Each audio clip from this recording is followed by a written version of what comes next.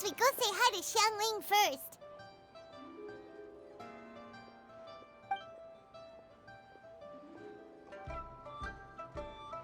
Huh? Xiangling? What a pleasant surprise meeting you here! Oh? Why, the pleasure is all mine. As is the surprise, surely. It must be fate that brings us together in this place. How have you fared as of late? I sense you are older and wiser than the last time we met. It seems your travels continue to yield valuable insights. You are too kind. So, Zhongli, are you here to listen to stories over tea again? I had originally planned to set out after this last round of tea. However, I had planned to take a walk to Qingce village and gather some nascent bamboo shoots, which are currently in season. A villager there once gave me a small sample, and they possessed a most excellent flavor. Huh? Nascent bamboo shoots? Why can't you just use normal bamboo shoots instead? Wait, Paimon knows! Because Zhongli prefers the finer things in life, right? Okay, Mr. Particular, let me guess. Ahem. The nascent bamboo shoot has a uniquely tender texture and a delicate sweet taste that its normal cousin cannot match. An astute observation, Paimon. You know me well indeed. Lantern Rite is almost upon us, but besides the bamboo shoots, there are a few other items I have not yet procured from Director Hu's list. May I ask if you have already made arrangements for the days ahead? Well, we were planning to use the opportunity to say hi to some of our friends, but before we were able to figure out a schedule, we ran into you. Well then, might I invite you to imagine the sheer delight that is a soup cooked with the freshest nascent bamboo shoots in all the land.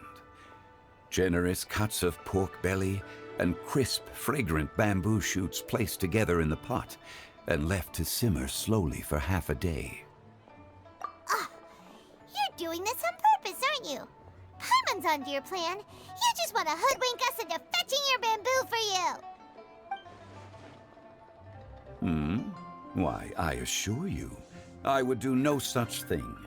I merely wish to inform you of the freshest, most succulent and flavorful bamboo shoots one could ever hope to taste. Ugh. Let's go, Traveler. Paimon's taste buds can't take it anymore. Collecting a few bamboo shoots shouldn't take too long. Paimon has got to get her hands on some of that soup. Such fine specimens are indeed well worth the excursion.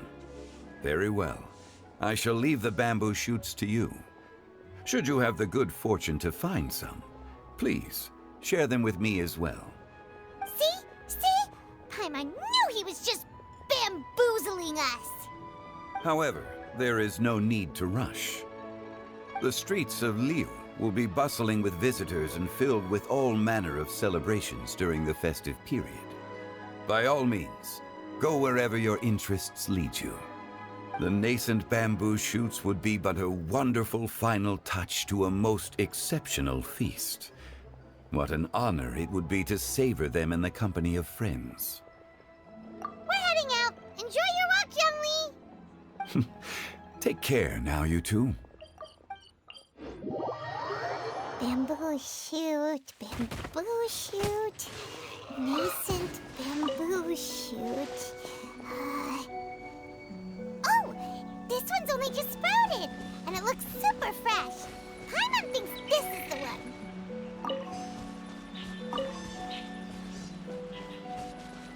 Yeah.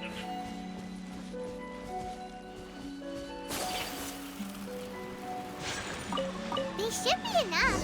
Let's head back. Help! Help! Did you hear that? Someone's calling for help. It's coming from over there.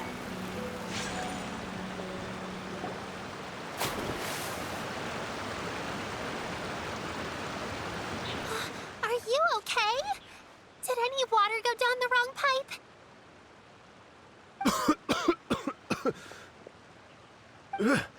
I think I'm okay now. Thank you so much. That was scary. Well, at least you're all right. All thanks to your savior here. Oh, a little girl? Greetings, everyone. My name is Yaoyao. It's a pleasure to make your acquaintance. Whoa, she's so well-mannered. My name's Paimon, and this is the Traveler. I'm Dvorak, a musician from Fontaine. I came through Stone Gate intending to head towards Liyue Harbor, but then I became captivated by the beautiful scenery, and before long, I was completely lost. Just now, I was so mesmerized by the waterfall that I slipped and fell into the water. If it weren't for Miss Yaoyao's help, I shudder to think what might have happened. It's all right, Mr. Dvorak. The splashing around the bottom of the waterfall means the stone path is always wet and slippy. You definitely have to be careful. Next time you're exploring an unfamiliar environment, try to focus on what's right in front of you. Don't let your mind wander. As long as you watch your step, accidents like this won't happen anymore. Yes, ma'am. I understand. I'll remember to be more careful next time.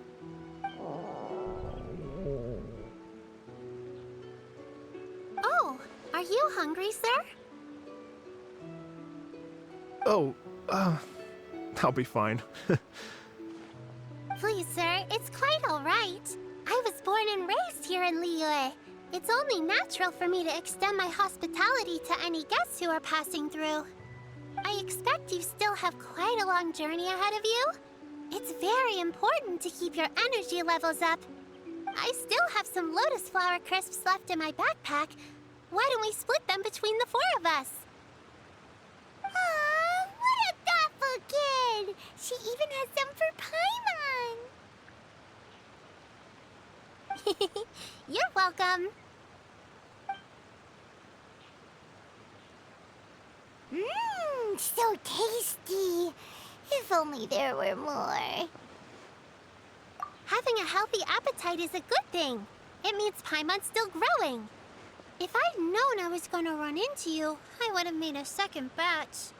Hope you're taking notes, Traveler. This is how you treat your Paimon. What do you think, sir? Are Liyue's snacks to your taste? I wonder if they're not sweet enough. No, they're perfect. When I was traveling through Mondstadt, I had a chance to try one of their moon pies. It had a meat filling, unlike these crisps. But apart from that, it seems like they follow a similar cooking process. Both are delicious in their own way. As for Fontaine's cooking, though, it's been a long time since I've had a taste of home. Sounds like you spend a lot of time on the road, huh? I do. It's part of my job. I'm one of the main organizers of the Iridescence Tour. Iridescence Tour? The Iridescence Tour is one of the biggest music festivals in Fontaine. We're looking to expand, though. Our aim is to hold a festival in every nation.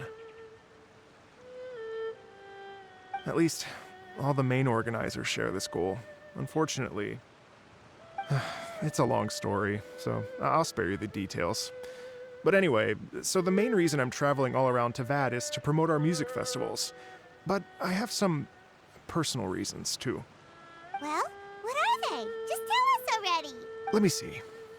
Well, to explain it in full, I'd have to start with a story from my ancestors. I don't want to take up too much of your time. Oh, I love listening to stories. We want to hear it too. Okay, then I'll start from the beginning. The story goes that my ancestor, who was also a traveler, once slipped and fell into a lake during his travels. As he was sinking and gasping for breath, he heard a wondrous tune in the air. They say it was the most beautiful, moving melody he had ever heard. Even in that life and death moment, the ethereal music seized his full attention and almost made him forget the fact that he was drowning. When he finally came to, he found that he had already been brought ashore. Not too far from him stood an unfamiliar woman with an almost divine aura. Once she saw that he was no longer in danger, she left without a word. My ancestor tried to run after her to give his thanks, but although a mere dozen paces separated them, no matter how quickly he gave chase, he drew no closer and remained a dozen paces behind.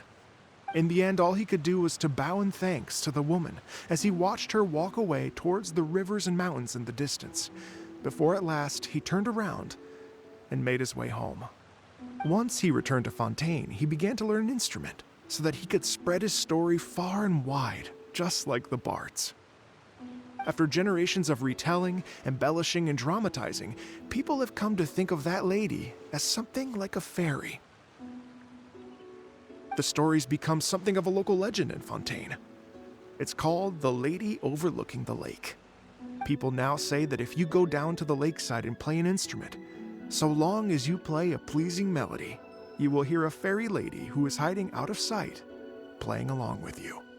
Wow! Well, yes. As it stands now, it's become a touch too romantic and detached from reality. But I understand the original story and its historical grounding better than anyone else. I wanted to find out the truth of this tale. So I decided to retrace my ancestors' steps and search for that lady's modern-day descendants. Of course, there's no way of knowing where my ancestor fell into the lake all those years ago. So I always knew that the search would be akin to looking for a needle in a haystack.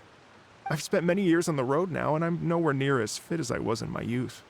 The wish that I've spent half my life chasing after has now become something of an obsession. Well, I haven't lived half of my life yet, but still, I understand how you must feel. Paimon too! It's like... imagine if you saved the center of a lotus flower crisp, which is the best part, by the way, because you wanted to eat it another day. But then suddenly, sploosh! It falls into the water, never to be seen again! Paimon would definitely remember that for the rest of her life. There's no need to feel sorry for me. I've made some progress over the years. For example, I've concluded that the story must have taken place in Liyue. Oh, so you finally found a lead?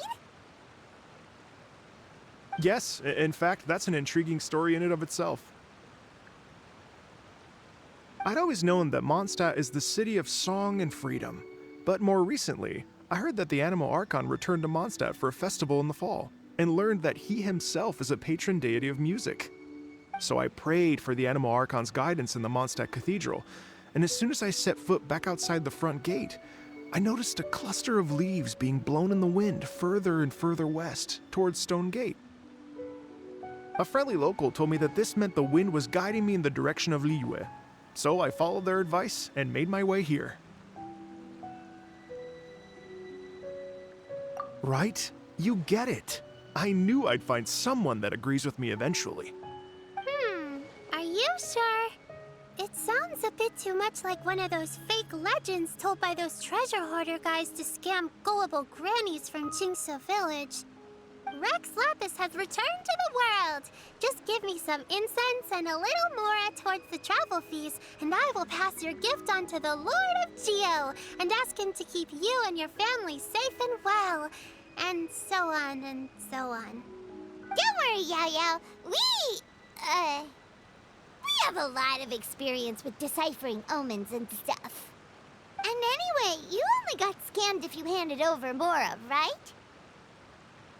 Actually, to express my gratitude, I did spend rather a lot of Mora on several bottles of fine wine, which I left at the Statues of the Seven along the way. Oh dear. Well, how about this, ladies and gentlemen? Why don't I bring you all to Yujing Terrace to see Miss Ganyu? I don't know very many people, so I can't help you out much. But Miss Ganyu and the Qixing know just about everything. If you've been scammed, they'll help you get your Mora back. And if the wind was telling the truth, and you want to keep looking for that lady's family, they'll be the best people to ask. But you've already helped me so much. Well, I was going to take some new medicinal herbs and plants I picked to Miss Ganyu anyway, so it's no trouble at all. You know what? It's been a minute since we saw Ganyu too. It should be nice to pay her a visit before Lantern, right? All right, well, my sincere thanks to you all. I will never forget your kindness. Okay, everyone. Please follow me. I'll be your guide. Remember to watch where you're going, okay? Uh-oh. Paimon's out of a job. Oh well. Paimon will just be a cheerleader instead.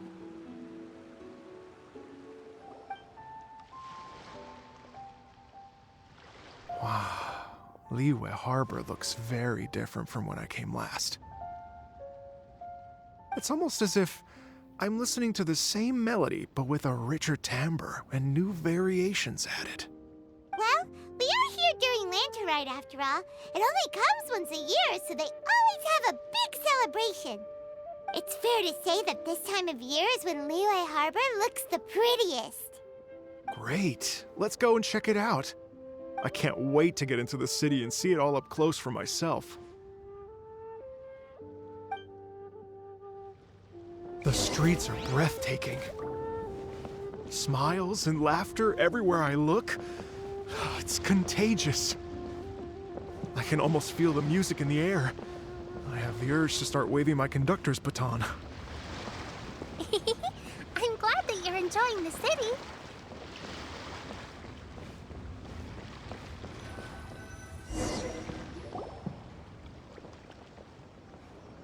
Hey, everyone.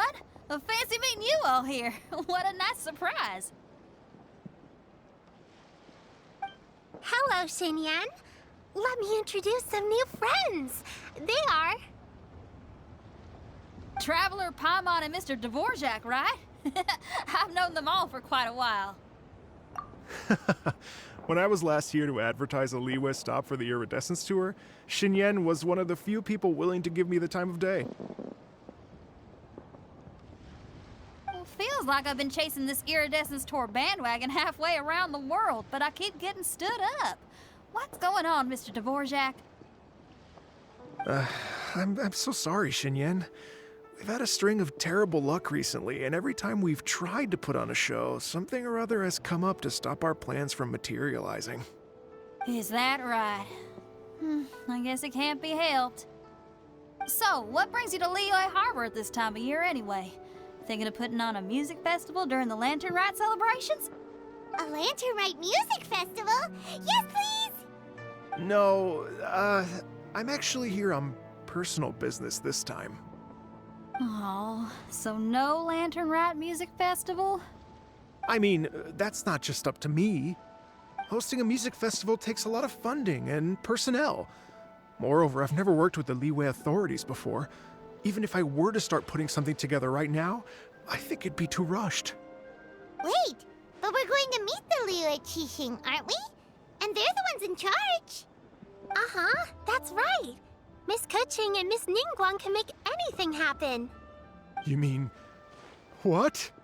This is the perfect opportunity! Well, sure, it might not work out, but it can't hurt to bring it up as a suggestion.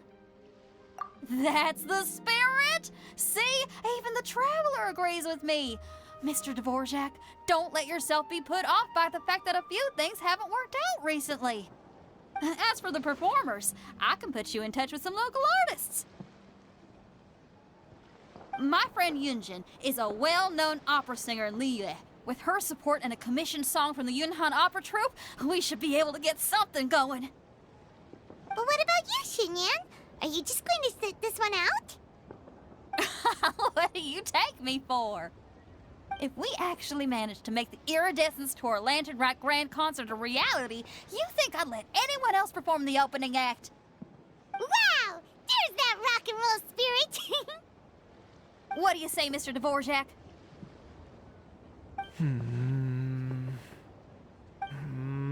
Okay. I'll give it a shot. But the opening act is not something to be chosen lightly, Xinyan. I will judge your work by the strictest of standards, so please make sure you are fully prepared. Are you kidding? I thought you'd never ask. Whew, guess my shopping time's getting cut short. I'm gonna head back right away and start working on this. Yaoyao, if you run into your senior on the way to the Qixing, please send her my regards. Okay, I promise I will. Good luck with your music, Xinyan. You've got this, Xinyan! this senior of yours Xinyan mentioned just now, is that anyone we know? Yes, it's Xiangling. She's mentioned you two before. Xiangling's always thinking about cooking. Whenever she gets scrapes or burns, she just leaves them to heal by themselves. She definitely needs someone around her to look after her. I know you must have looked out for her a lot too in the time you've known her. So, thank you for that.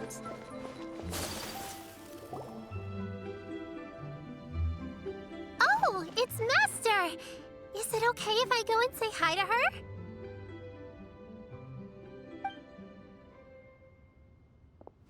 Oh, calm down now, dear. I'm not about to run off anywhere. I'm not a bundle of energy like you. I haven't seen you in days, Master! I've missed you. Oh, bless you, Yaoyao. You do say the sweetest things. Ah, look who it is. Visiting friends during the lantern rite, are we? You're half right, Madam Ping. We were also trying to help out Mr. Dvorak over here. We were on our way to take him to see the Qixing. Hello, ma'am. I am a musician from Fontaine and an organizer of the Iridescence Tour. I don't suppose you've heard of it. Master! Master! The Iridescence Tour is a super famous music festival! Oh, an old lady like me wouldn't know much about that sort of thing. A music festival, you say? It sounds terribly exciting. Oh, right! Madam Ping, how would you feel about that? You're an elder of Liyue, and you know all about Liyue's cultural traditions. Hearing your thoughts would definitely help us figure out how best to approach it. For example, do you think it might be a bit too modern, or is there any other issue? Why, not at all. Music pays homage to history and culture, and it can also be a bridge between different civilizations. Times change, and the music enjoyed by the youngsters of today is no doubt very different from the tunes I was accustomed to in my youth. Nevertheless, all fine things in life can be appreciated. And so, I look forward to it immensely. Hear, hear. I do believe that, my own dear grandmother aside, you are the wisest old lady I've ever met. Goodness gracious, you're all being suspiciously sweet today. Yaoyao, whatever have you been feeding them?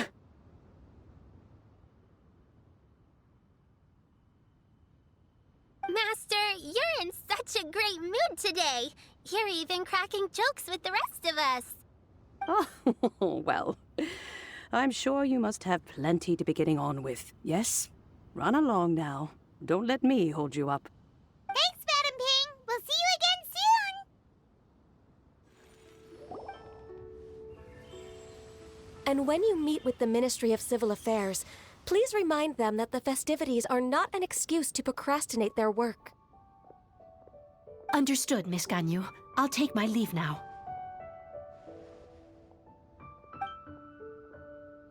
Ganyu! What brings you here, Yaoyao? I've brought all the medicine you asked me to pick for you. Oh, and here's a pack of sweet flower seeds as well. Also, these dried Qingshan leaves make a great pot of tea that's very good for you. I know you've had a lot to deal with at work recently, but you shouldn't push yourself too hard. If you're not careful, you'll end up falling asleep in the grass again. Well, this is weird. It's like a responsible younger sister talking to their disorganized older sister.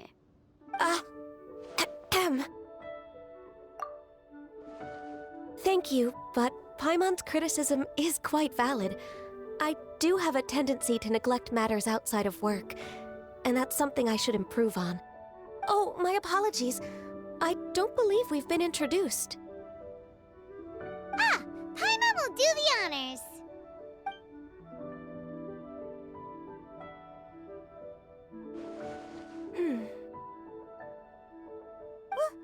What's wrong? Did Paimon go over everything a bit too fast? It's definitely an ambitious plan, fun. If there's anything you didn't quite catch, Paimon's more than happy to go over it again. It may be a little difficult to make this happen. Oh? Well, the Lantern Rite is the most important festival of the year. Our celebrations must not only be visually spectacular, but also appeal to the tastes of Liyue citizens from all walks of life. The Iridescence Tour is relatively unknown in Liyue. It's difficult to predict how a brand new show will be received. It would be quite risky for us to bet everything on this one music festival. All very valid points. I completely understand. Therefore, we will not replace or cancel any of our pre-existing program. However, I will submit a proposal requesting to put the Iridescence Tour special performance as the final act of this year's festivities. Some live music will certainly add to the festive atmosphere on the night of the Lantern Rite. As for the venue, let's reserve a space at the docks. Yes, my thoughts precisely. Now I just need to take some time to give this proposal some polish. As long as I clearly lay out the pros and cons, and highlight the key points of the proposal, given that Ping and the Traveler have both given the idea their blessing, I'm confident that Qixing will be sure to give it serious consideration. Mr. Dvorak, I will need to discuss with you the number of musicians who will be coming to Liyue, as well as their catering and accommodation requirements. Oh, yes, certainly. Let's step to the side and discuss further.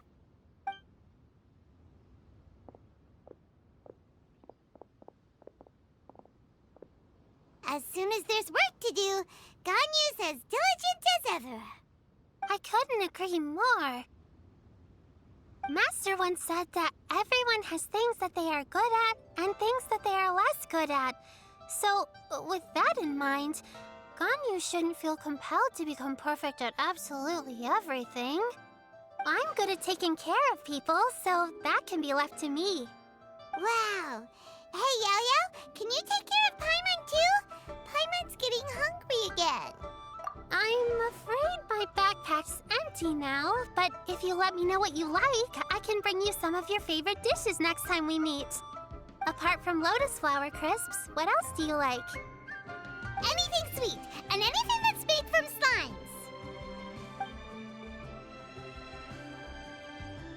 slimes.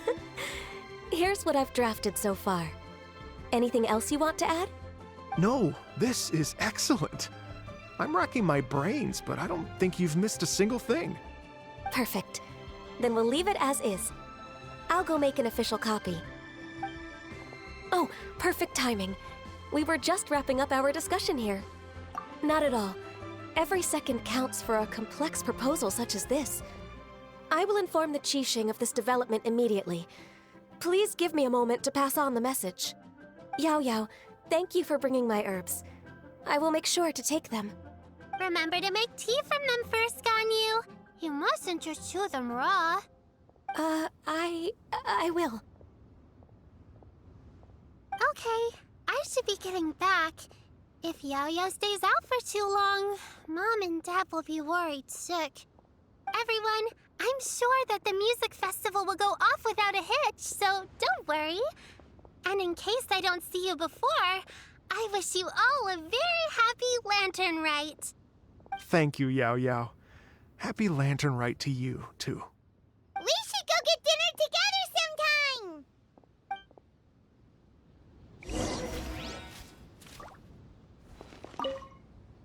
That lady I just talked to, Ganyu, she really thinks of everything. It got me wondering, could it be that all our failed attempts so far have been down to our failure to properly prepare for different contingencies?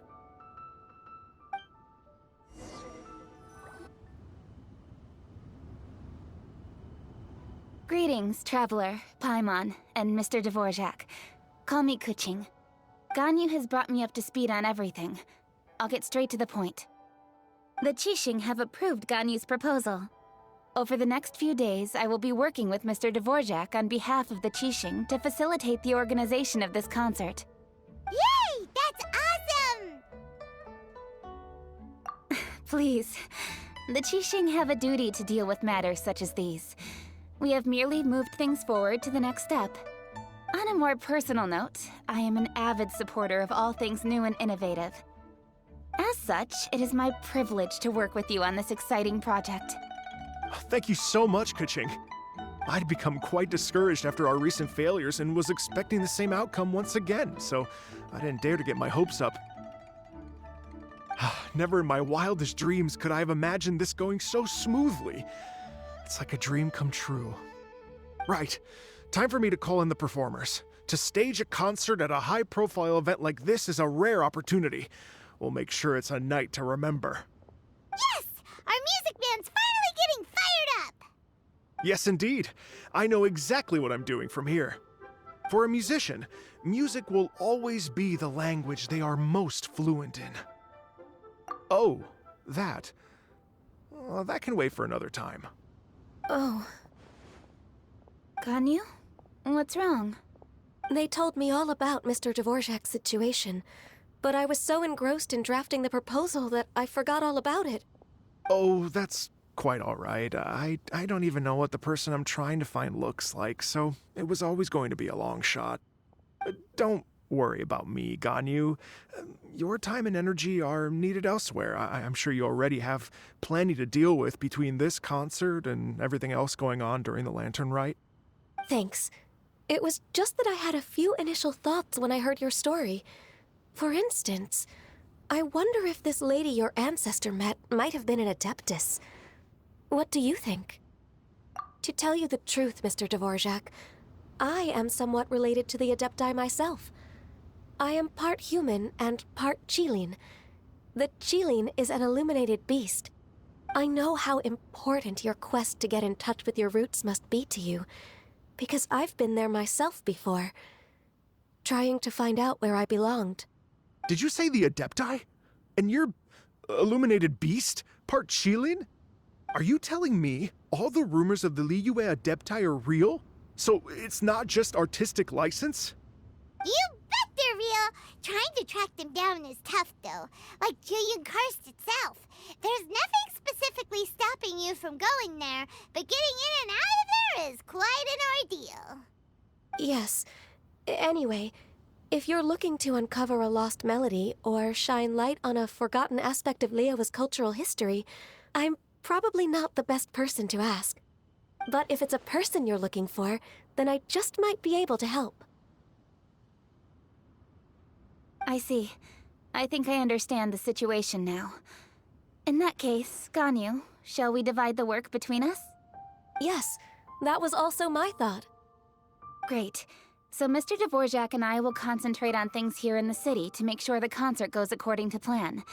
In the meantime, Ganyu will reach out to our network and try to find the person he's looking for. How's your workload at the moment? Will you be able to make time? I can probably get through everything in 2 days, as long as I don't sleep. Wait, what do you mean as long as I don't sleep? Even for someone with illuminated beast blood in their veins, working for such an extended period without a break will take its toll on your health. Somehow that does not sound persuasive coming from Keqing. Be it but 3 moons from the start, he who returns is not he that departs. Even I know the importance of maintaining a healthy work-life balance. In that case, 3 days. All right, I can work with that. If you have the time, would you join me for this search? You're well known to many of the Adepti and respected among the people. I'll feel much more at ease with your company. Okay, then let's meet back here in 3 days. Watch this space, Mr. Dvorak. We'll get to the bottom of this. You're all so helpful and kind. Just think.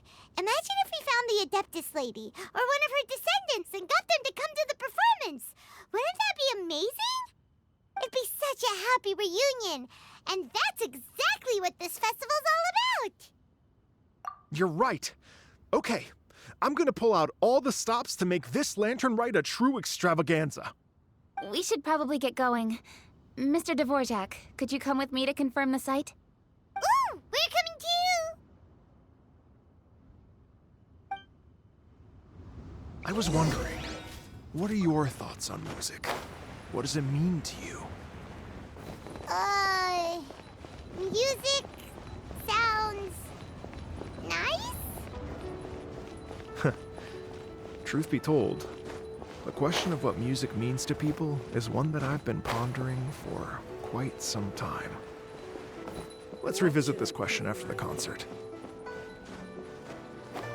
Lady Yuhang? Baiwen, what is it? Per Lady Ningguang's orders, I've been gathering intelligence outside of the city with the goal of uncovering and dispatching any trouble ahead of the festival. I am told that a strange melody was heard somewhere along the coast. I was wary of investigating further on my own, so I was just on my way to report this incident to Lady Ningguang. But I'm worried that if we don't act right away, we may miss the window of opportunity to take appropriate action. I understand. In that case, Yeah, Kuching, you're busy enough as it is. There's a ton of different things in the city that needs your attention. Leave it to us. Don't worry, whatever it is, we'll definitely be able to handle it. Well, he will handle it. With the Traveler on the case, it's as good as dealt with. Thank you. This will be a great help. I will inform Lady Ningguang about the situation. Once it's resolved, please come and find me again at Yujing Terrace and let me know. Will do! And say hi to Ningguang for us! you have my thanks too. Stay safe and come back as soon as you're finished. Good luck.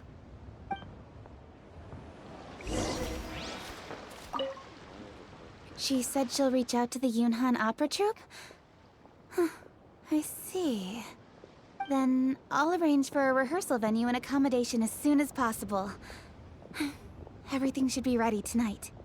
Many thanks, Kuching. You know, I once heard someone from Liyue describe a person as swift as lightning and agile as the wind. At the time, I thought it was a curious expression, and I had a hard time piecing together a mental image of such a person. But now, having seen Kuching in action, I honestly can't think of any other way to describe it. It's such a vivid and expressive phrase, a testament to the richness of Liyue's culture. You're too kind, Mr. Dvorak.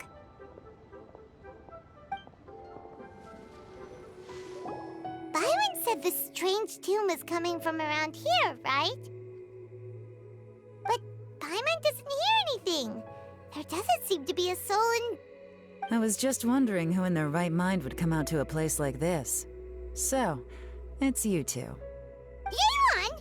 How'd you sneak up on us like that? You nearly gave Paimon a heart attack! You look pretty alive to me.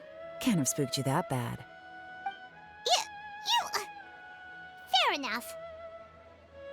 Ah, you're here for that too? Saves me a bit of explaining. Come with me. I've already reconned the perimeter, so we should be safe.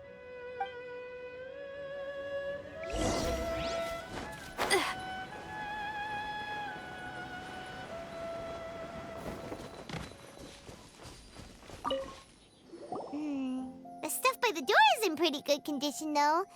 It can't have been too long ago that someone was last living here.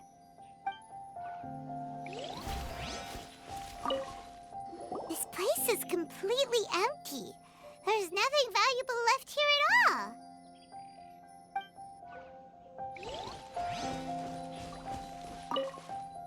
The doors and the windows are all fine, so there definitely wasn't a break-in.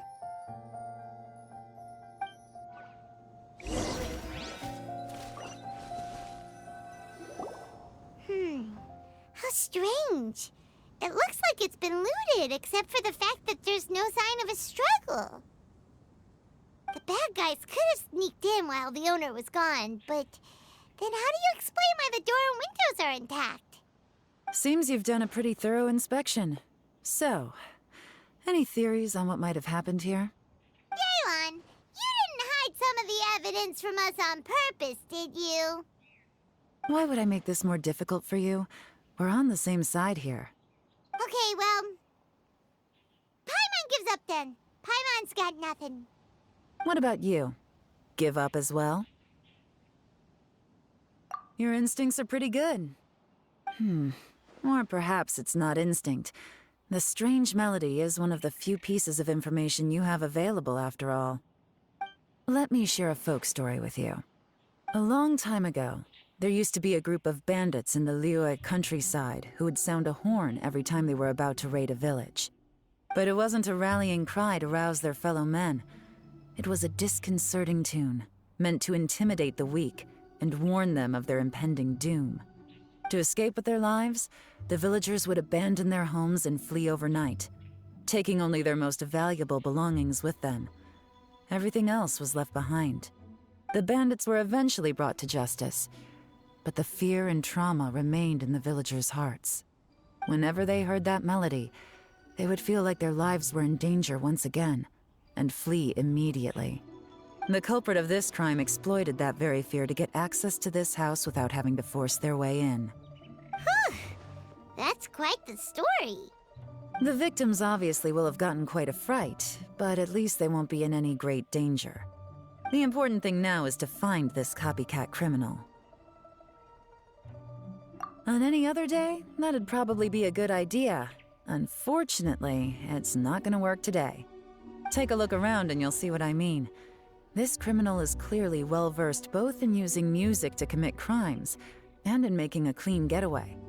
Not only did they stay off the muddy road to avoid leaving footprints, it looks like they were also careful not to bring any gadgets with so much as a trace of elemental energy. Evidently, they were intent on keeping even the most experienced investigators off their trail. Unfortunately for them, I'm one of the best trackers in the business. They're not about to get away with their little scheme on my watch. So basically, if we want to find the culprit, we just need to follow Yelan.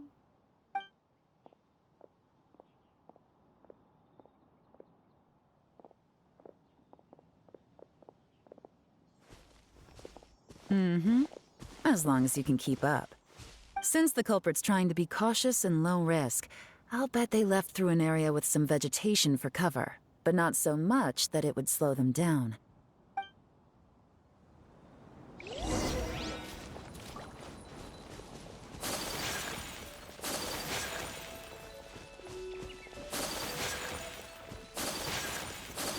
Here, look at this. These tracks are superficial, but they definitely didn't occur naturally. Something heavy was being dragged this way, meaning we're headed in the right direction.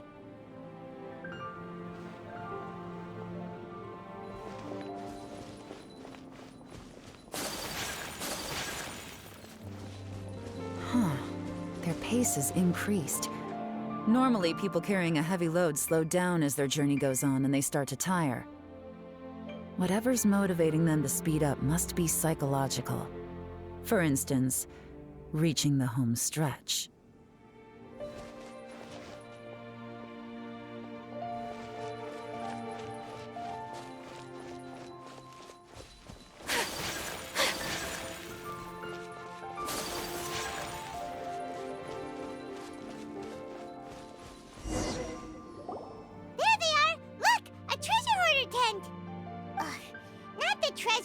Again, and so close to Lantern Ride, too. 'Tis not the season for their antics. Come on, let's round them up. Hey, who are you? Where did you come from? The evidence is conclusive. Okay, confess and we'll go easy on you. My patience is running low, so why don't you do us both a favor, You kidding me? You think I'm scared of you? Perhaps not, but you should be.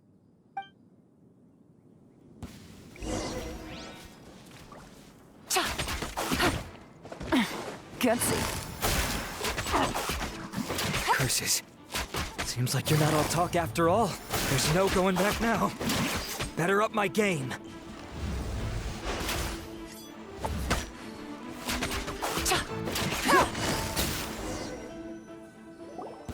Mercy! Have mercy! Oh, It's a little late for that. I've come this far, I might as well finish the job. I surrender! I surrender, please! I'll do whatever you say. Please have mercy. Tell us everything. You have one chance, and I'm warning you. Don't make me ask twice. I won't, I swear.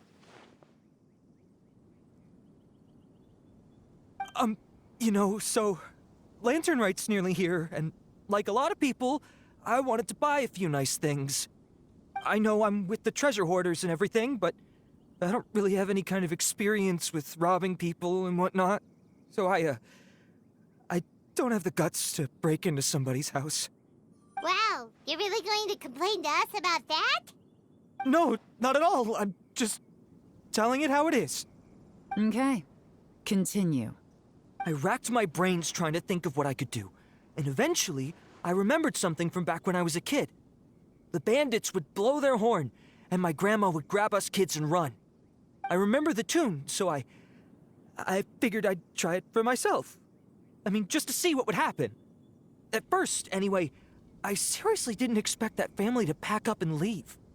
But they did, and they just left all their stuff right there for the taking. It was too easy, I couldn't resist. It was completely wrong of me, I know that now. I'll return everything that I took. It's all still in perfect condition, and it'll be like it was never gone. Please, give me a chance, huh? Let me make it right. Give you a chance, huh? Sounds to me like you'd rather strike some kind of a deal than spend Lantern Right behind bars. Yes? Yes? You know how to bargain, I'll give you that. It's just a pity that you didn't confess at the first opportunity. You'll have to take a walk with me. Once we've returned the goods, we'll find the owner of the house, and you can apologize to them in person. After that, I'll escort you to the Ministry of Civil Affairs. Yes, ma'am! You know, as a former victim of this kind of crime yourself, I doubt anyone understands the fear you inflicted quite as well as you do. Does your greed matter more to you than your fear? More to the point, if you can play a tune from memory, don't you think you should be capable of making an honest living? You mean... That's enough hints for you. You'll have plenty of time to reflect on all of this yourself. There's not much left to wrap up, so I'll take it from here. Guess this is where I'll say goodbye. What is it? Is there something else? I'm still not sure how you first got your hands on this information, so play it safe when you get back. Don't mention to anyone that you ran into me out here. You helped a lot with the investigation and arrest anyway, so it's perfectly fair for you to get all the credit. Just take it. It works better for me, too. See you when I see you, and happy Lantern Right. Yelan's such a pro at this. With her taking it from here, it's as good as resolved. Whoosh! Random event, a strange melody, complete! Although, it's kind of a shame that we never got that treasure hoarder guy to play the melody again. 'Cause Paimon's curious, that's why. It's like when you have a tune stuck in your head, but you don't even know what it is. It's driving Paimon crazy. When we were chatting with Mr. Dvorak, music seemed like such a positive thing. And most music is, right?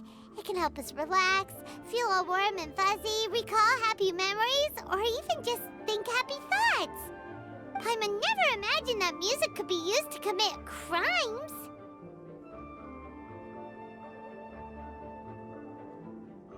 Oh, really? Huh. Makes sense. Paimon's musical understanding improves again! Well, anyway, now that everything's resolved, let's get back to Liyue Harbor. Byron's still waiting for us with our random event rewards. Byron, we're back! Everything's all sorted! That's great news! Oh, please wait here a moment if you would be so kind. Lady Ningguang instructed me to advise her upon your return.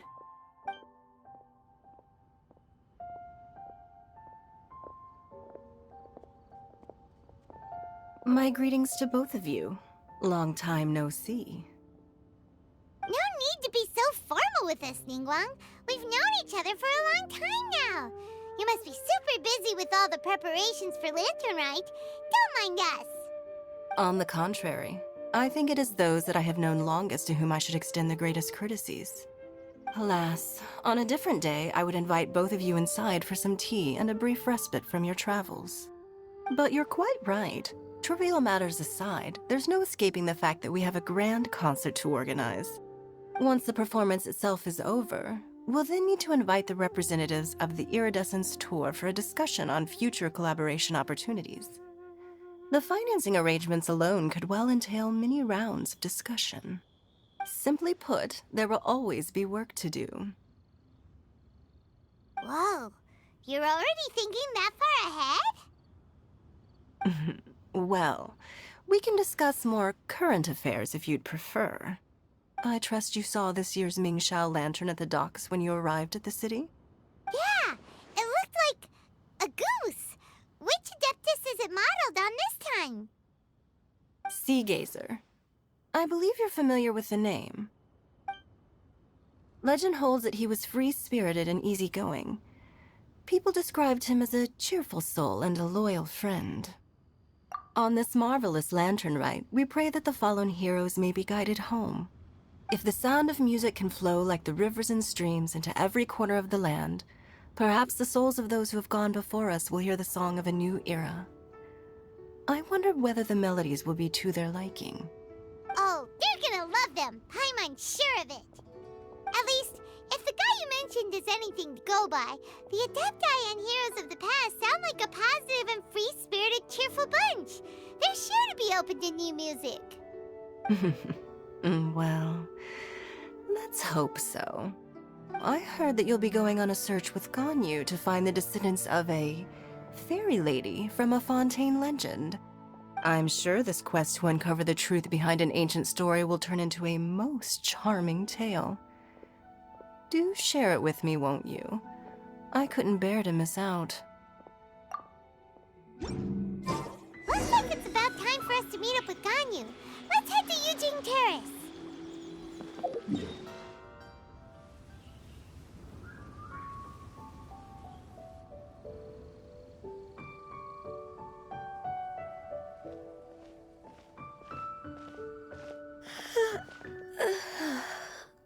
Greetings, Traveler and Paimon.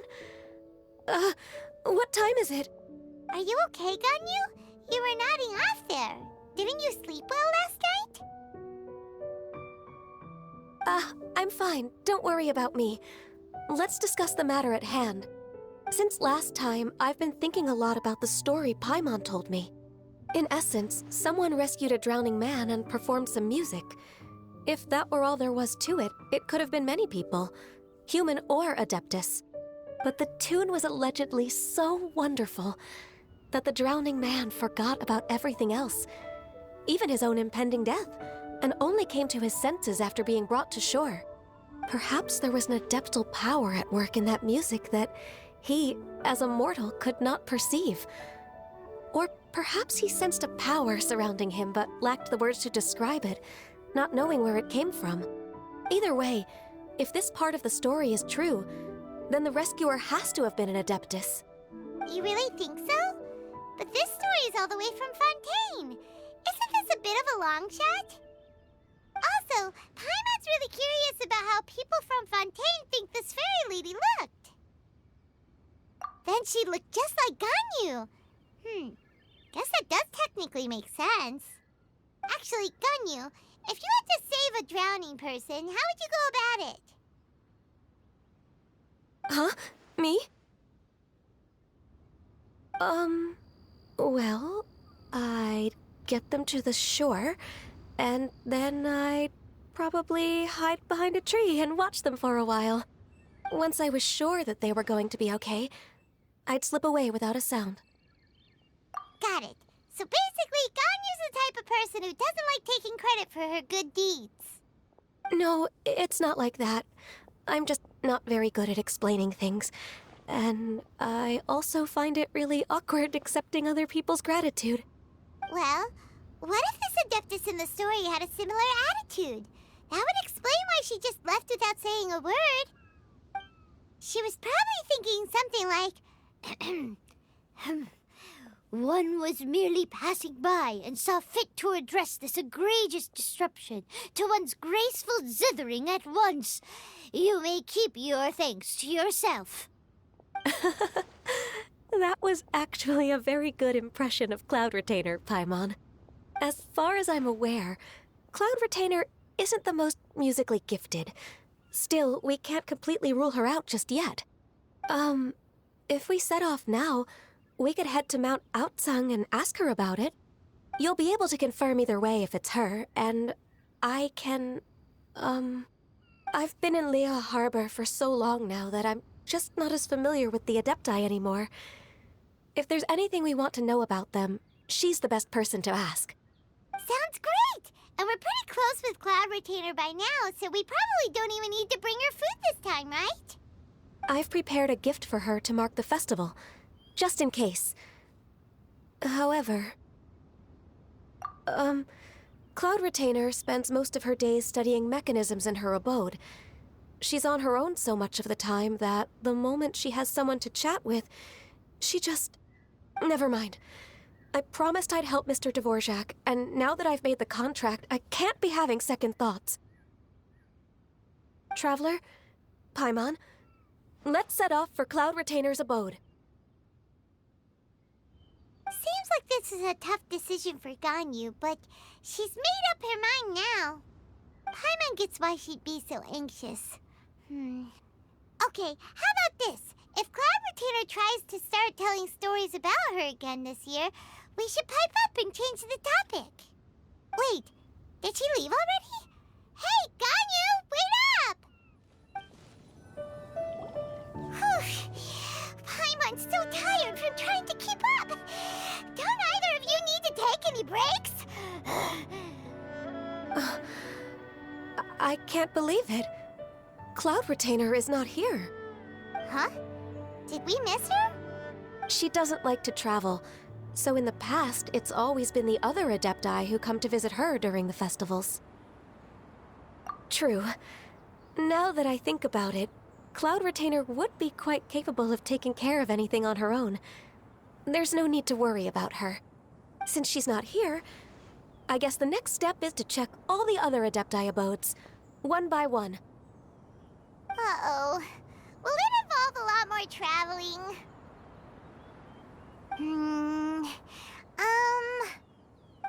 Got it! Paimon has a great idea! Please go on, Paimon. Our goal here is to find the Adeptus that helped Dvorak's ancestor, right? We can't hear any music right now, but if she's really as nice as the story suggests, she'd definitely come to help anyone who was drowning, right? Yes, I think that's fair to say. So, all we have to do is get the Traveler to pretend to fall into the water, and the Adeptus will come to the rescue! You know perfectly well that Paimon can't swim! Paimon would sink like a rock! Just trust Paimon! The water's pretty deep over there! Quick, swim to the very center!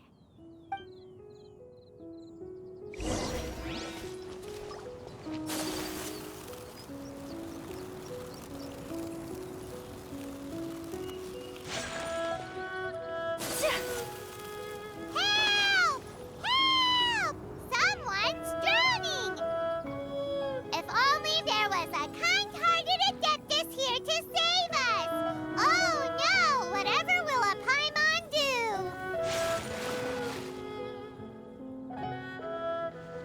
What is going on?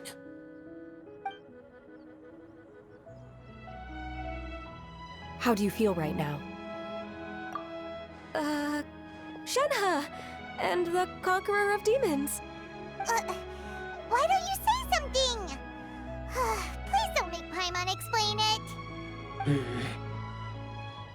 Okay, fine. Paimon will explain. We're looking for an Adeptus who's good at being a lifeguard and playing music.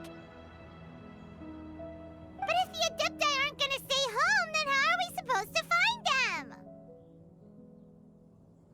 It wasn't me. Yeah, so this Adeptus is most likely a woman. And I am not an Adeptus, as you both already know, Traveler and Paimon. Okay, so this is Paimon's fault. No way Paimon would have suggested this idea if she'd known how awkward this was gonna be. Glad you're okay. As far as I know, the one you seek is no Yaksha. And one last thing. Your actions here caused others a great deal of worry. Do not repeat them again in the future. As ever, the conqueror of demons comes and goes, just like the wind. Right. I didn't dare to say a word just now. How's your training going, Shenhe? Have you made any plans for Lantern Rite? We could spend it together in Liyue Harbor if you'd like. I had planned to spend the festival with Master this year. However... Oh, speaking of Cloud Retainer, when did you see her last? Earlier this morning. She set off for Mount Hulao at dawn. I noticed she was using an Adeptus art of some kind to protect a mechanism that looked like a boiler. Maybe it was a gift for Mountain Shaper. I did not inquire. So we just missed her. Please excuse me for a moment. I think I'll leave the gift in her abode. Sure. Thank you. It sounds like Ganyu and Shenhe have gotten a lot closer recently. Yes. During the summer and winter, I continued to train with Master. In the other months of the year, I have been learning to adapt to human life in Liyue Harbor. Ganyu arranged accommodations for me in the city, and also recommended several work positions for me. But when I try to blend in by referring to her as Miss Ganyu or Lady Ganyu, like the others, she says I mustn't address her like that. Sometimes I'm supposed to copy other people. Sometimes I'm not. It's a little difficult to keep track of everything. Oh, is that what it is? Noted. So, you came looking for Master today because you wanted to ask her about the Mystery Adeptus. Is that right? Yep. Oh, speaking of that, have you ever heard any music while out training in the mountains? Music? What is that? It's... a kind of a happy or relaxing sound. Or, a nerve-wracking sound. Or even a terrifying one. Okay, I'm done. I also left her a note so that she knows where to find us. We won't miss her again. Yay! That's really helpful, thanks! We were just talking about this thing called music, and based on Paimon's description, I do believe I hear it every day. Please follow me. Oh, really? Great, let's go! This is the place. I enjoy training here to the sound of music.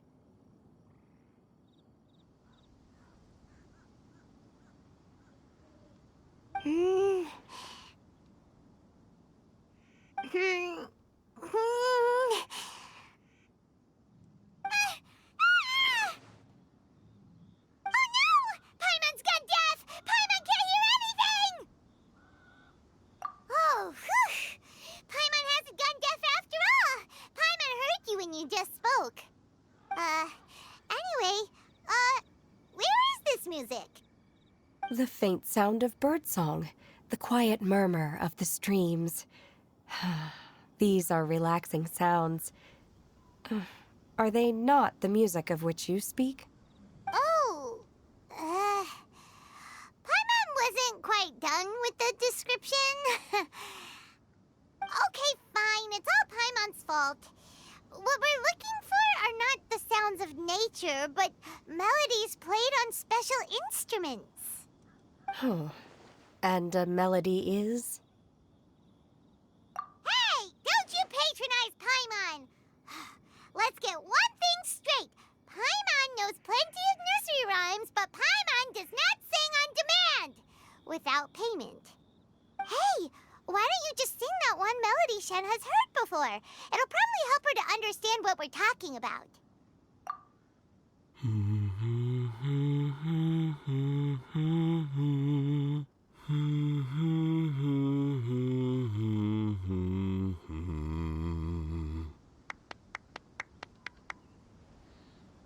Oh, was that from the opera that Yunjin sang? Mm-hmm. That was a melody, and melodies can be called music. It felt like I was transported back to the past. In my mind's eye, I could see the Xiao lanterns lighting up the night sky again. We're all there, raising our glasses and drinking to our heart's content on the Jade Chamber. As I watched Yunjin's performance, I felt a warm sensation in my heart. And as the drink reached my stomach, it went from warm to hot. When you hummed that melody just now, feelings from a whole year ago came right back to me, as strong as they were on that day. So that's the power of music. Wow, Shenhe. That was so deep! Music definitely has the power to bring up memories. It's like a time capsule with all the special moments from our lives squished inside. What about you, Ganyu? Are there any melodies that have left a deep impression on you? I don't remember if my parents ever sang any lullabies to me. I know some local folk songs, and a few other things come to mind too. The songs of the sailors down at the docks, the little ditties that the vendors call out in front of their beloved shops, the tunes of folk artists performing on the streets. Yes, that's right. In the past, whenever I heard the sound of those tunes, I always felt that they were worlds apart from me. Many in Liyue probably view me as a non-human. And they are right, in the sense that I never could connect with humans' artistic expression and their sentiments. So I haven't been able to integrate into their community and be a part of their lives. At least, that's the view I held in the past. Only more recently did I start to realize that the only barriers are ones that I have erected with my imagination. The way those melodies make me feel isn't all that different from other people after all. They're about mundane details of everyday existence. Life's ups and downs, joys and sorrows.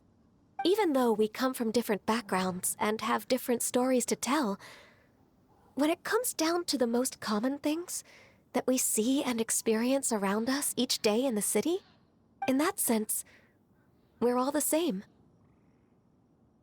You go, Ganyu! You're really making progress. You have loads of friends in Liyue Harbor when you think about it. Like, okay, maybe some are more like coworkers and bosses. But at the very least, Keqing and Shenhe are your friends now, right? Yes, I am. Technically speaking, we should refer to each other by the conventional forms of address used among fellow disciples. But now that I know what constitutes a friendship, I do believe we are more friends than co-disciples. Thank you, everyone. Once the days are warmer, I would like to host you at my home in the city. Please invite Keqing as well.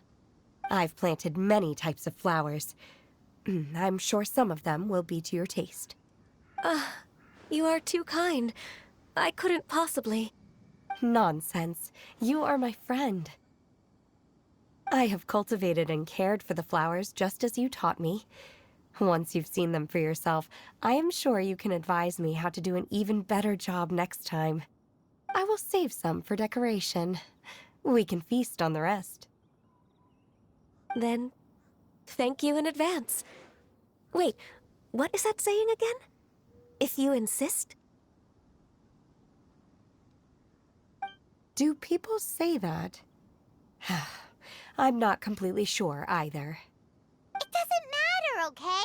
You got the point across. No need to split hairs.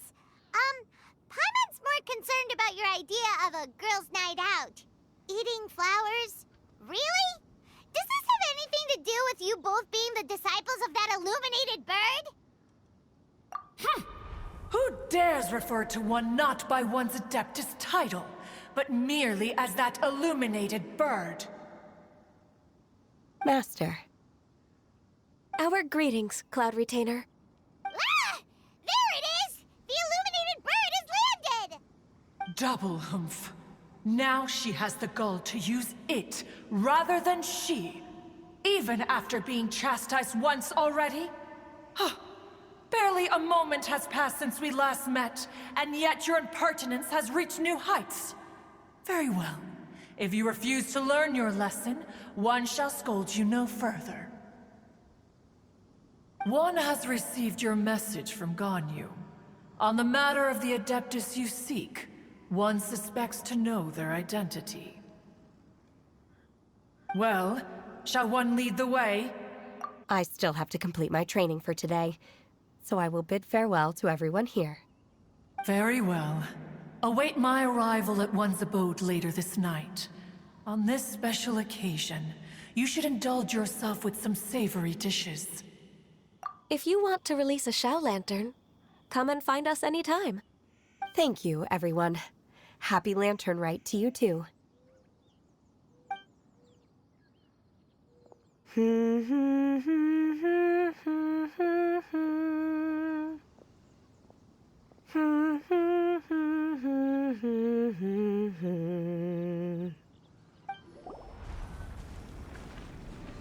Is this Guili Plains? Cloud Retainer, why did you bring us here? Ganyu is of course familiar with the name Guizhong, but have you ever heard of her? Guizhong is another name of Agentis, the god of dust. She was extroverted in nature and adored social gatherings and inventions alike. Long ago, this region was yet a prosperous assembly. Guizhong often invited her friends to visit her home, reserving for us seats around the largest stone table.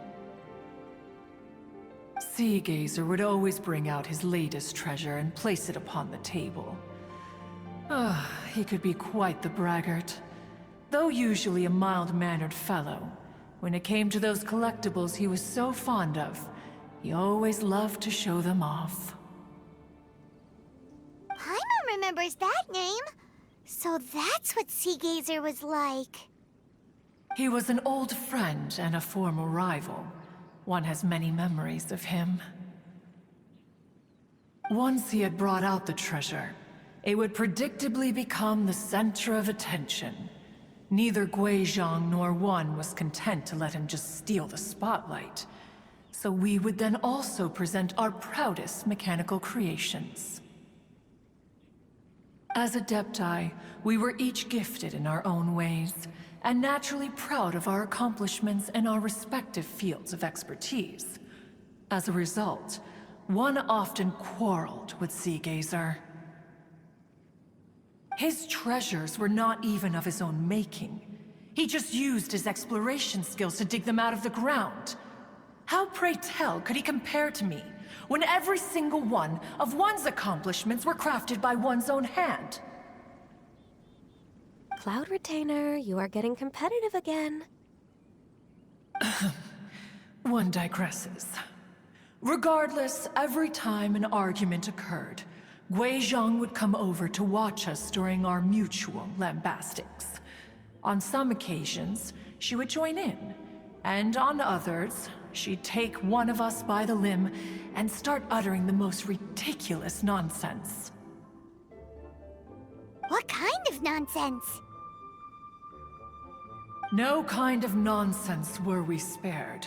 Sometimes she would brazenly opine, why argue between yourselves when neither of you could ever hope to beat me? Other times, she would make unsolicited suggestions, such as, once you two are done arguing, let's go to the foot of the mountain and grill some meat.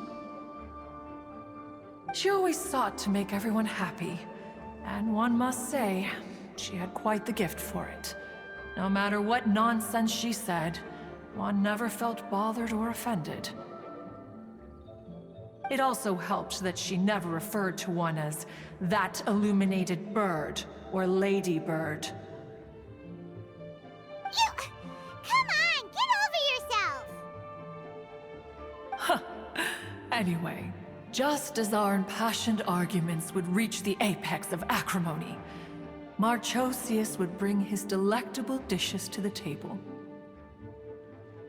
Who would dare snub the stove god and his wondrous creations? At the sight of him, we would all immediately drop the argument and prepare the table for a night of feasting and drinking. Back then, one was always bothered by how the cups Rex Lapis brought were always too square for one's taste. Can you see yourselves ever enjoying a drink from a square cup? Precisely. So, as you can see, even one as great as Rex Lapis was not immune to making the occasional blunder. Even one could never find fault with Marchosius's cooking. As we ate, Guizhong would continue to find topics for conversation, filling the table with humor and laughter. Each of those old fossils had their character flaws and points of obstinacy. So why was it that whenever we dined together, we always had a marvelous time? We would drink together from a spot high in the mountains, until the moon set and the sun rose, and only then would the banquet finally come to an end. Streetwood Rambler would often remain to admire the flowers with Guizhong before returning to her own abode. The glaze lilies were far more abundant back then. Entire fields of them would appear to the eye as a veritable sea of flowers. Streetward Rambler? That would be Ping. You probably know her as Madam Ping. Oh, okay. Wait, this is a lovely story and everything, but didn't we come here to find that Adeptus from Mr. Dvorak's story? Or are you saying that it was Guizhong? Didn't she, already, Alas, long has one avoided this place for precisely that reason. The sights here are a reminder of a time long gone, and evoke much sorrow. One should have guessed that you would disrupt one's poignant moment of mourning with your incessant questioning. No matter, one will share the whole story with you now. In times gone by, one quarreled oft with Guizhong concerning mechanical principles.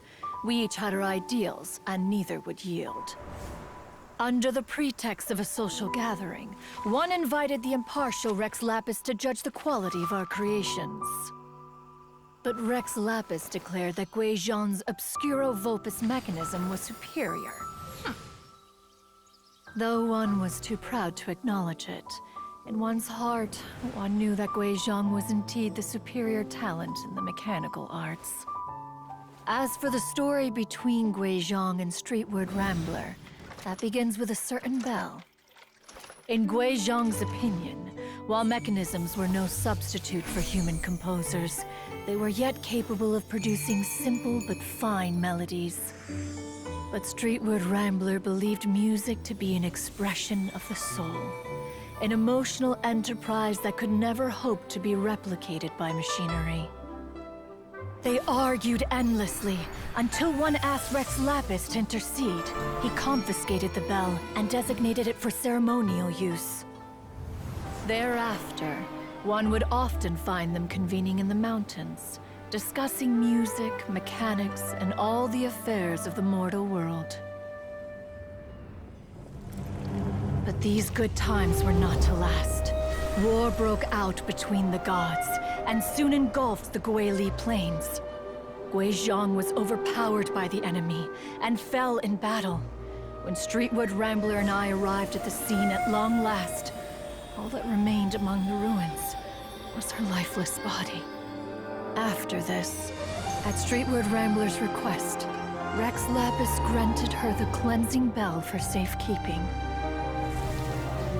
To honor our friend's memory, one made a few finishing touches to her ballistic device. Many lantern rites have passed since then. Many greetings and goodbyes. Upon what do you gaze? The Guili Plains? No. It's everything.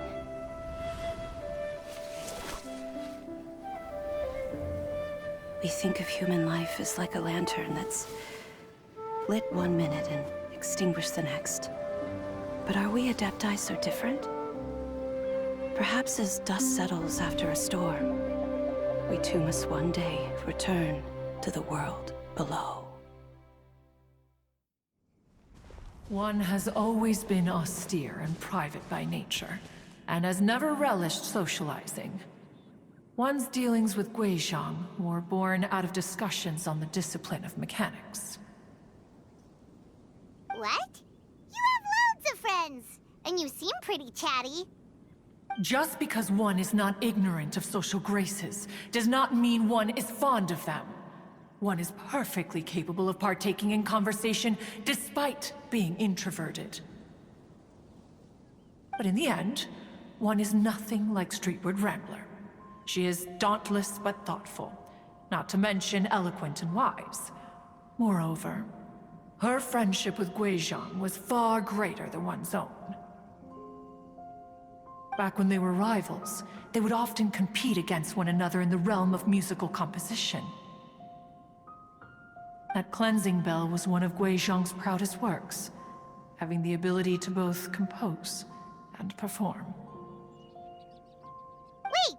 That's weird. Didn't Madame Ping say she pestered an old friend for that bell? And she also said something about being a vain beauty when she was young or something. Streetward Rambler, a vain beauty. My foot. That bell has a sad history. Clearly, she refrained from sharing with you the truth of its origins, since the right time had not yet come. As for her old friend, who else could it be? As soon as Streetward Rambler heard that a certain Zhongli wished to borrow the bell, she realized that the man was none other than Rex Lapis, and that he had made an enormous decision. After all, we all have known each other for several millennia. Some things between us are implicitly understood.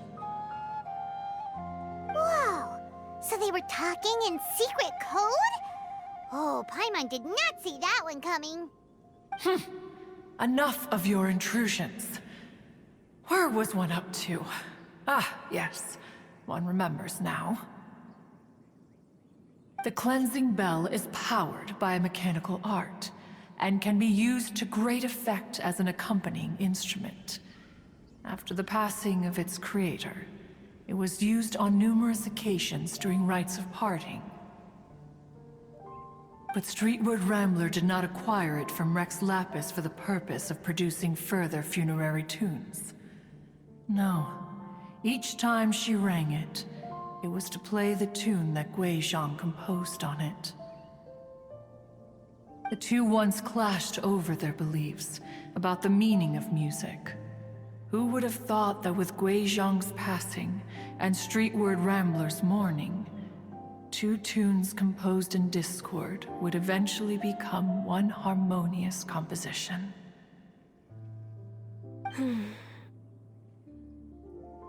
Once upon a time, Streetward Rambler also loved gatherings, liquor, and music. But after Guizhong passed, she preferred her own company. She could often be found sitting alone at a mountain summit, contemplating and reminiscing with her zither. The music would go from mournful to soothing to impassioned. Many years passed before she finally composed a melody to her satisfaction. In celebration, she played the tune to the clouds. Regrettably, one has only ever heard her play that tune once. Which brings one back to the matter you've been investigating. Perhaps it was during that performance that the ancestor of your Fontaine friend fell into the water and was saved by Streetwood Rambler. But if she was so happy with the melody, why would she only play it once? One was also greatly perplexed by this. After suppressing one's curiosity for a long while, one finally approached her and asked why she would retire the tune after having spent so long on it. In response, she said, "Though the strings that played that melody survive, the one who inspired it is gone. Tell me, Cloud Retainer, when the one attuned to my soul is no longer here, who else could hope to understand this tune?" Aw, poor Madame Ping. I just remember being taken care of by you when I was young. Once the Archon War came to an end, I stayed behind in Liyue Harbor to honor my contract. Although I met Guizhong a few times, I never knew anything of this particular story. Guizhong was quite the visionary, but tragically passed before her time. Her manuscripts still lie unfinished in the realm of clouds. Blank pages give one cause for contemplation on what might have been. Had you not decided to search for that mystery Adeptus, perhaps these stories, too, would have been lost to the sands of time. As of now, you know the truth. That the Adeptus who rescued the drowning man was none other than Streetwood Rambler. Do you intend to discuss this with her?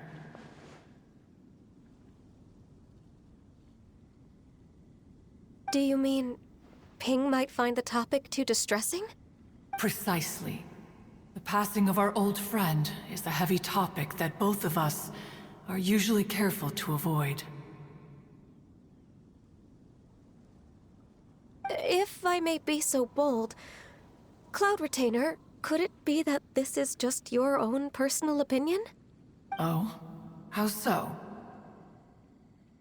I've been in Liyue Harbor for quite a long time now, and I've witnessed many farewells along the way, so I too am well acquainted with the pain of the passing of a loved one. But this doesn't bring the city or its people to a standstill. They have to keep moving forward. Someone as perceptive and wise as Ping will surely have come to understand and embrace this. Though these immortal mountains have lost an Adeptus, the harbor of mortals has gained a wise elder. No loss can ever be undone, but there is always much that can still be gained. Ping has helped countless people, and will guide many others in the years to come. And all to whom she extends a helping hand become her friends. People she can admire flowers and discuss music with. Though it is heartbreaking to lose a kindred spirit, life goes on, because there are new friends waiting for you further down the road. We even asked Madame Ping what she thought about adding a music festival to this year's Lantern Rite. When we get back, why don't we just ask her if she'd like to perform? Maybe we can even get her up on stage. You youngsters and your imaginations. Why don't you come with us? It's been a long time since you last spoke with Ping, and Liyue Harbor is always decorated so beautifully during the festival period. Is not every Lantern Rite the same in this regard? Were there ever anything new to discuss? One in Ping could meet any day of the year. I disagree. Each new day and each new year is different from those that have come before. How long will you simply let them pass you by? The edibles she brought this time were indeed quite delectable. Very well. Then one will be off. If the other old fossils have sneaked away into the city to amuse themselves, one shall soon find out. All right. We should be getting back to the harbor as well. We don't want to keep her waiting. Once the Guili Assembly, now the Guili Plains. Say, if we planted flowers there and cared for them carefully enough, do you think that one day we'd be able to recreate the Sea of Glaze Lilies? Allow one to take back one's praise from a moment prior. You are still far too given to flights of fancy, child. What? Cloud Retainer? You were still listening? One observed that you were making no effort to leave, and returned to chasten and hasten you. This time, one is departing in earnest.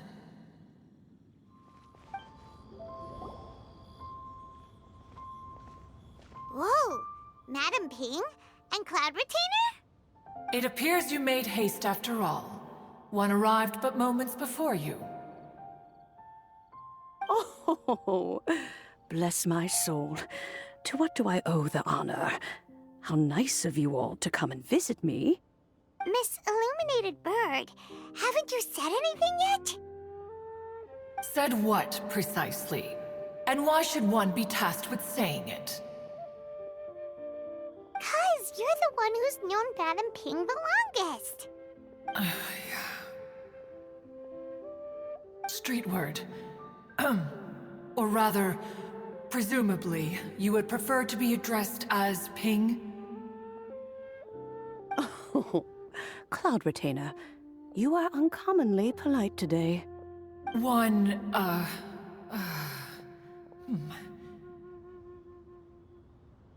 Given that Lantern Rite is almost upon us, the weather in the city is most pleasant, and a sweet floral fragrance lingers in the air. Ganyu, please continue from here. Huh? All right.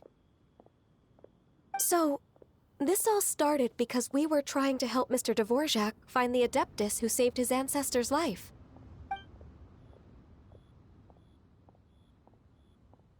Cloud Retainer informed us that the one who played that melody and rescued the drowning man was none other than yourself. Ah, let me think. Yes, I do believe I recall that encounter.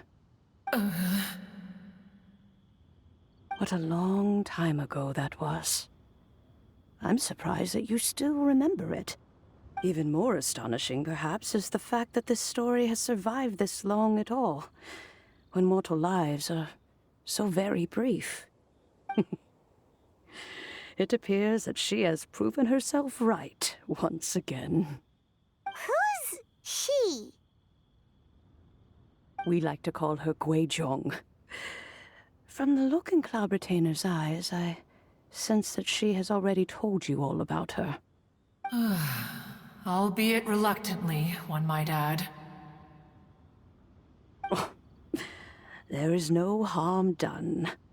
After all, Lantern Rite's very purpose is to commemorate the heroes who gave their lives for Liyue.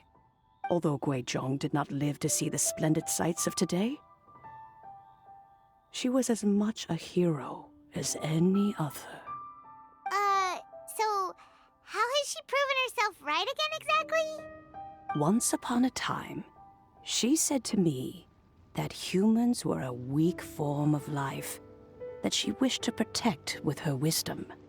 But as she interacted more and more with them, her opinions on them began to change.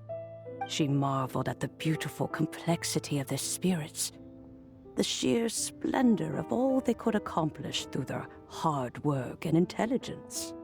She told us that to underestimate human potential would be to make a grave mistake.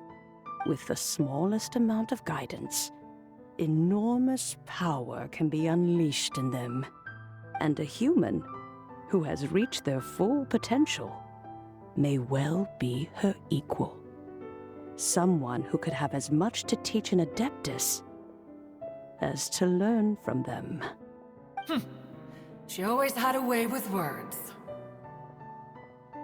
That her mechanical accomplishments were judged superior to one's own was, one suspects, in large part due to her sheer eloquence.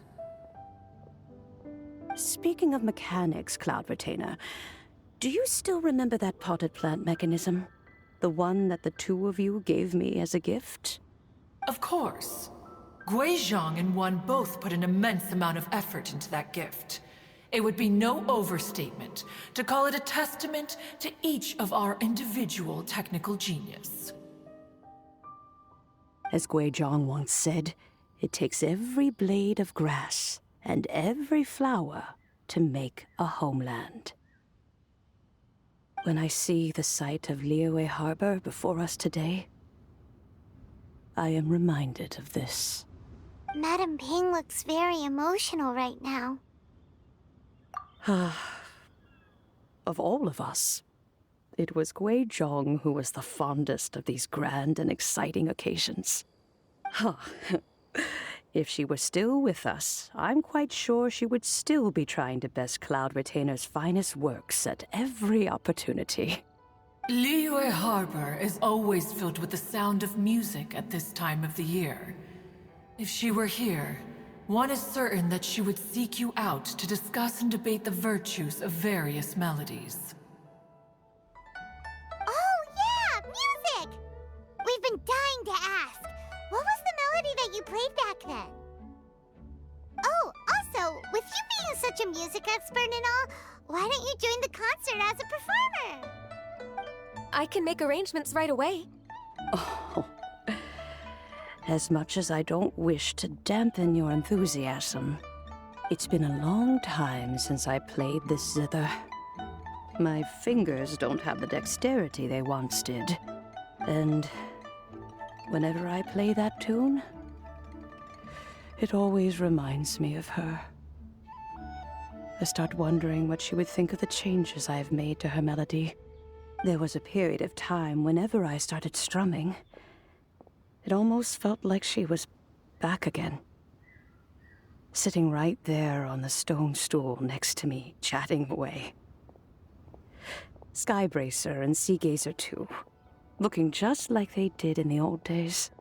No matter how much time goes by, the moment that melody starts playing, it transports me right back to that time in my memory. So the past still weighs heavily on your heart? Well, I would be lying to myself if I claimed to have completely moved on. But that is not to say that grief doesn't get easier with time. Despite the sadness, I have found many things that bring me joy in life. It is simply the nature of the world in which we live that, even if one wished to mourn for an eternity, it would be a nigh impossible feat. Just look at this potted plant. Isn't it stunning? It takes an honest and open mind to confront and conquer grief. You have indeed made progress. Be that as it may, I shall leave the lantern rite stage to the youth of today. Well, if you're sure. Granny! Whoa, what's everyone doing here? Did something bad happen? And now we've spooked Yanfei. No. Everyone's just here to give me their regards for the holiday. Oh, that's wonderful, I'm glad. Well, in that case, happy Lantern Rite, everyone. Happy Lantern Rite. Oh, I just remembered that I have some, work to do at Yuehai Pavilion that I need to discuss with Yanfei. I haven't been able to find a chance until now. I will leave Mr. Dvorak in your capable hands. Cloud Retainer, Ping, we will be off for now. Huh? Does it have to be right now? Which case is this again? Hey, Ganyu! It seems Ganyu still has much to learn when it comes to the art of deception. What a pity. She has learned nothing of one's ability to carry a conversation. Since it's been so long, Cloud Retainer, why don't you stay? I'll make a cup of tea and we can chat a while. Gladly. This was one's intention as well. When you next see the Fontaine musician, please give him my regards. I'd like to wish him the very best with the concert. You got it, Madam Ping! Thank you all. I think you've listened to enough of my nattering for one day.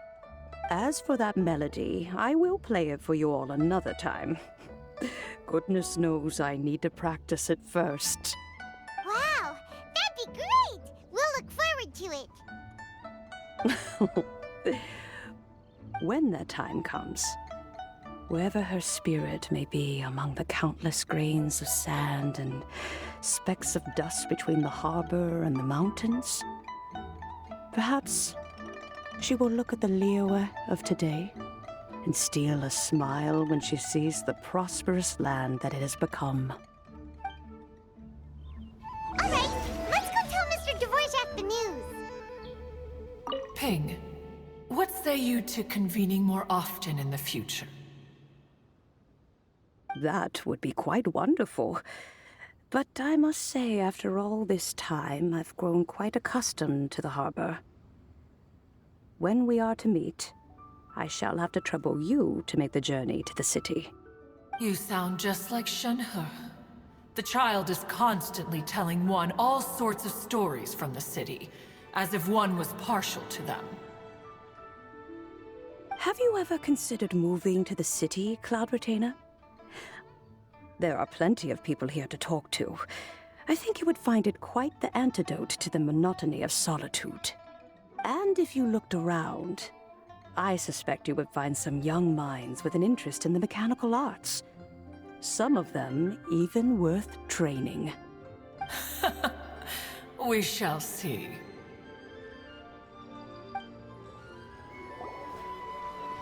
Mr. Dvorak! Ah, and Kuching's here too! Thanks for helping set all of this up. Welcome back. Did everything go well?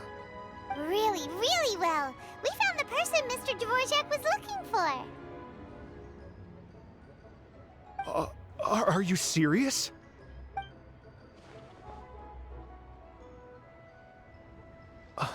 I see. So the melody my ancestor heard was an adeptus remembering her late friend? That certainly explains why it was such a powerful and poignant tune. Huh. That's a really interesting first reaction. Guess that comes with having a musical mind. I have to say, though, it's hard to believe that the fairy from the tale is now an elderly granny. Oh, Paimon knows exactly what you mean. Normally, Adepti don't age at all. But Streetward Rambler, or Madam Ping as we know her, probably only became old because it's what she wanted for herself. Madam Ping possesses vast knowledge and great wisdom. Whatever physical form she may decide to take, her mind and wits are as sharp as they come. Yep, Kuching summed it up perfectly. That's exactly what Paimon was trying to say. I think... yes. I must thank her in person. That can wait until after the concert, though. For now, I need to devote all my emotional energy to the performance. Ah, speaking of, Madam Ping wishes you all the best with the music festival. Paimon has a sneaking suspicion that she'll stay in her usual spot, but listen to the performances from afar. Wait, are you serious? Oh no, now I'm starting to get nervous. Okay, alright. Nope, another rehearsal is in order. Please excuse me, everyone. Mr. Dvorak? He's already gone. Paimon wasn't even finished telling him everything. Before we set off on our search with Ganyu, he asked us about what music means to people. After our recent adventure, Paimon thinks we have a lot more to say about that now. Please, share your insights with me. Well, we found out that music can be used for good, but also for bad. It can make people happy and moved, but it can also be sad and bittersweet. And music is like a kind of memory written in people's hearts. It can put you in touch with feelings from a totally different time and place. It sounds like you had an eventful trip. Don't worry, I'm sure Ganyu will fill me in on all the details shortly. Wait, does that mean you're gonna carry on working? Mm-hmm. Just a few things to wrap up. All the groundwork is done. As long as everyone enjoys the festival activities, all our efforts are worthwhile. Happy Lantern Rite to you as well. Whew. That should be everything taken care of, right? Oh, no, wait. Paimon feels like she's forgetting something. What was it? Oh, it feels like it was a while ago. Shoot! Latent... Wait, no. Anyway, fancy bamboo shoots! Zhongli said he wasn't in a hurry, so if we went now, there's probably still time, right? Anyway, even if we don't make it, it's not our fault. He could have totally picked them by himself. Ugh. Anyway, let's go check with him at Wangsheng Funeral Parlor.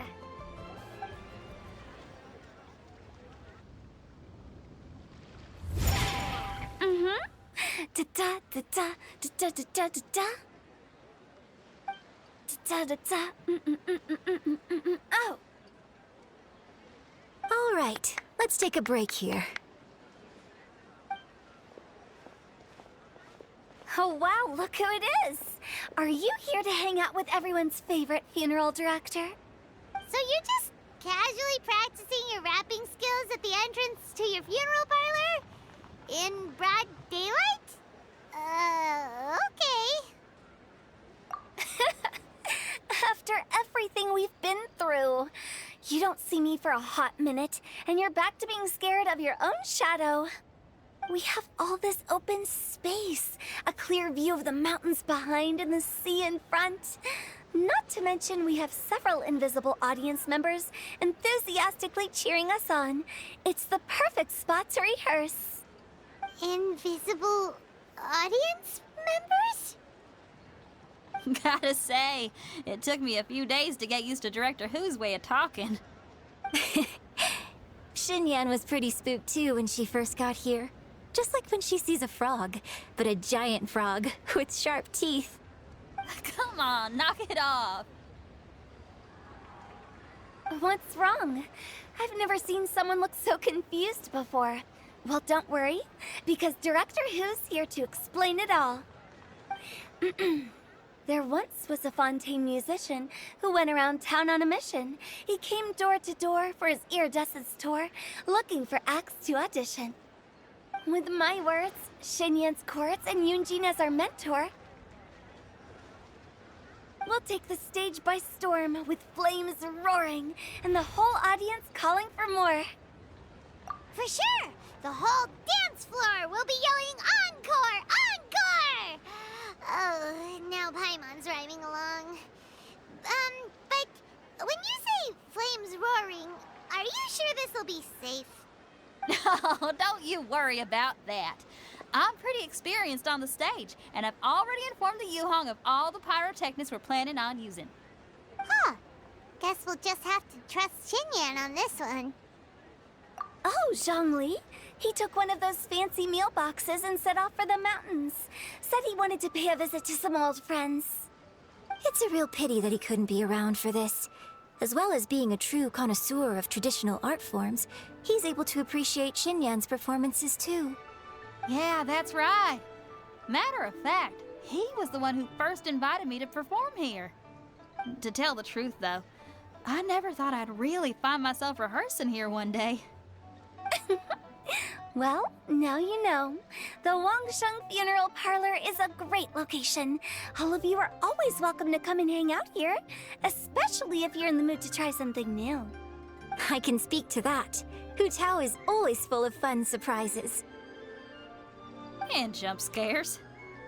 Actually, Xinyan, I have some lyric ideas for your part. Do you want to go through them together? Oh, sure thing. I'm all ears. Oh, Traveler and Paimon, I believe Zhongli was heading to Mount Hulao, so make sure you're hiking up the right hill. When you see Zhongli, please pass on this message to him. It's up to him whether he wants to support us at the performance tonight, but I expect him to make time for the upcoming banquet we're planning. No excuses. You should join us too. It'll be a riot. If there's one thing I've learned from being a funeral director, it's how to throw a party. Okay, everyone. I think that's a long enough break. Let's take it from the top, shall we? Ugh, Ms. Eunice, such a strict mentor. These breaks aren't even long enough to have a sip of tea. Well, you were desperate to get involved, and this is what it takes. If I gave you half the chance, you'd be sipping tea till nightfall. Hey, how about I treat us all to some late-night snacks once we're done? Hutao, what you craving? How about some stir-fried filet with a side of crab roe tofu? Where are we gonna find crab roe tofu so late at night? We could always just go pester masterful chef Xiangling. Now I'm hungry. All right, let's knock this out and then go grab some food. Paimon sees them! It's Illuminated Deer and Illuminated Bird number 2! A familiar face. Have you come from Liyue Harbor? How is the city nowadays? Everything's great! But you know, if you're so curious, you can always go and check it out for yourself. In fact, Mooncarver has been taking many walks on Mount Tianheng in recent times. I believe the sights of the city are quite familiar to him. Zhongli! Here you are! We've brought the bamboo shoots you wanted. Impeccable timing.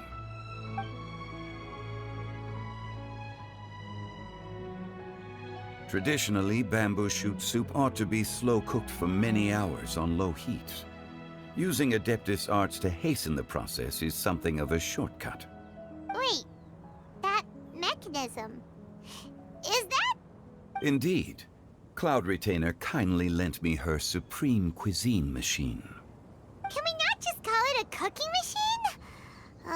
Actually, never mind. She seems to take a lot of pride in her mechanical gizmos, so it's probably best if Paimon doesn't go changing the name willy-nilly. I trust that you found the answers you were seeking during your recent journey? Excellent. The past should be remembered, but not overly dwelt upon. Our journey should be seen as a means to take on more from the world around us. When the bamboo shoot soup is ready, I must insist that you try some for yourself. Oh, Zhongli! Hutao told us to tell you something. She said, it's up to him whether he wants to support us at the performance tonight, but I expect him to make time for the upcoming banquet we're planning. No excuses! When she says performance, she must mean the Lantern Rite Music Festival. As for the banquet, she didn't tell us anything more about that, but she invited us to come as well. As you can see, I have a prior engagement with 2 Adepti friends of mine tonight. Please, give Director Hu my best wishes for the performance. As for the banquet, since the Director insists, far be it from a mere consultant like myself to refuse. Yay! Then we'll see you there? Absolutely. Rex Lapis, the bamboo shoot soup is ready. Thank you. I will examine it right away. The appearance is exquisite, and the aroma rich and intense. The craftsmanship of this machine is commendable indeed. Since you came all this way, you should not leave empty-handed. Please, take some soup. It tastes most exquisite while still warm.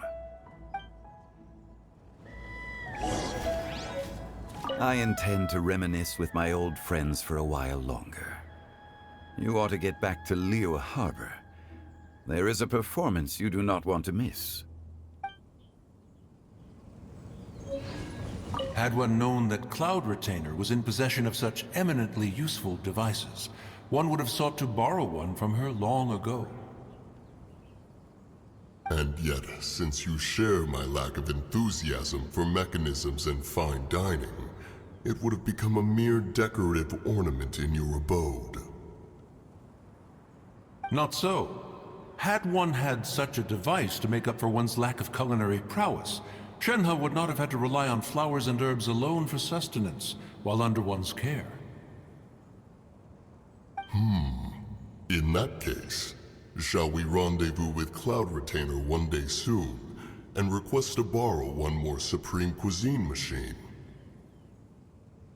A fine idea. A fine idea indeed.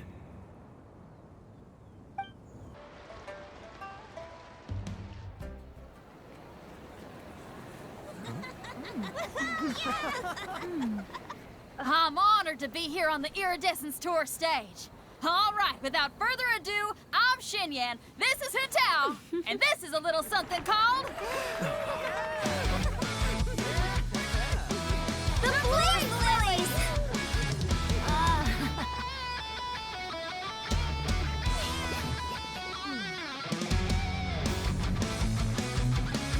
I'm up here blazing trails through the midnight sky, lighting up the world below.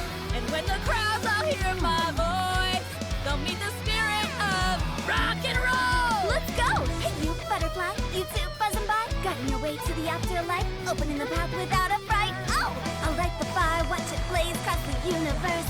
I'll spit my rhymes, watch your step, or you'll get burned. Hey! Woo!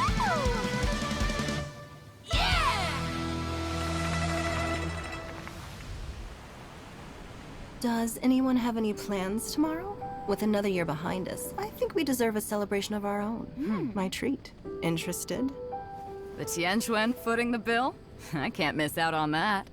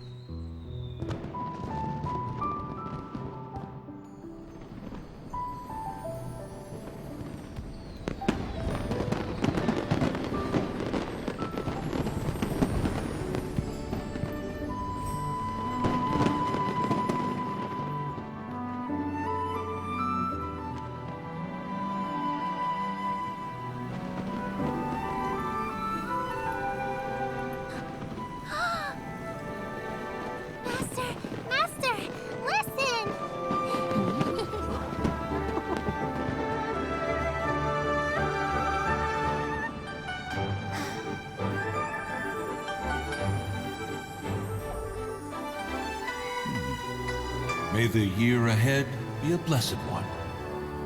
I believe it shall be.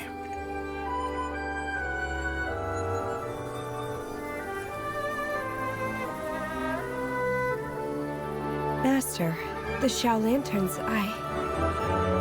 Ha! Elementary. One shall fashion for you a Xiao lantern the likes of which the world has never seen.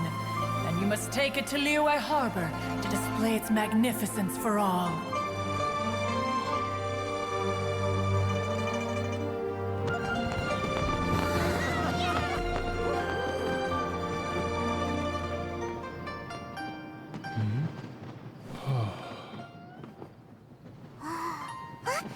Listen! That must be Madame Ping!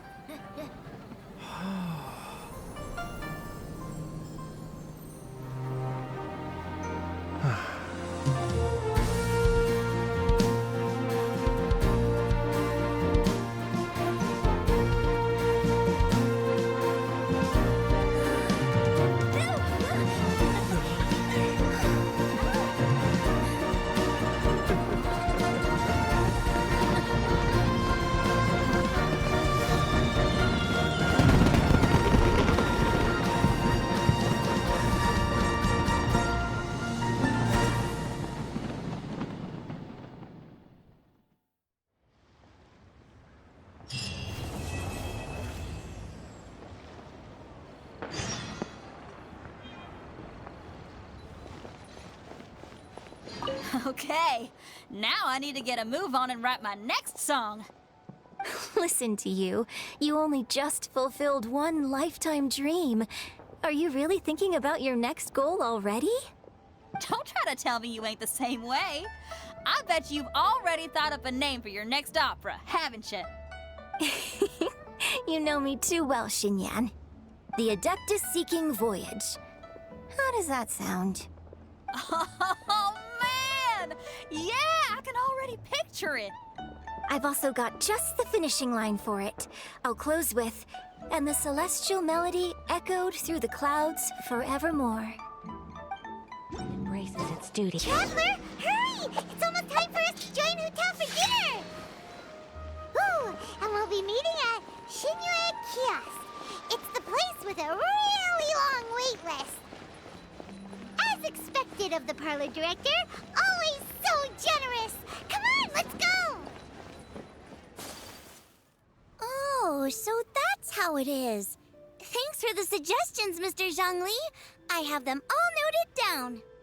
I've long heard that your knowledge encompasses all things old and new, Mr. Zhongli, but I never knew that you were well versed in the art of cooking, too. It is truly an honor to make your acquaintance. No need for formalities. I too feel humbled to be in the company of such talented young people. There are many things I could learn from you. Oh, you flatter us. If it's possible, may I trouble you to provide a few words of guidance for my practices in exorcism? Exorcism? I can't say I'm an expert in the field, but if you don't mind, we could start by discussing... Whoa, there's so many people here. All we knew was that Hotel invited Zhongli over. Paimon never thought we'd be meeting so many old friends. Happy Lantern Ride, everyone! Likewise. Please take a seat.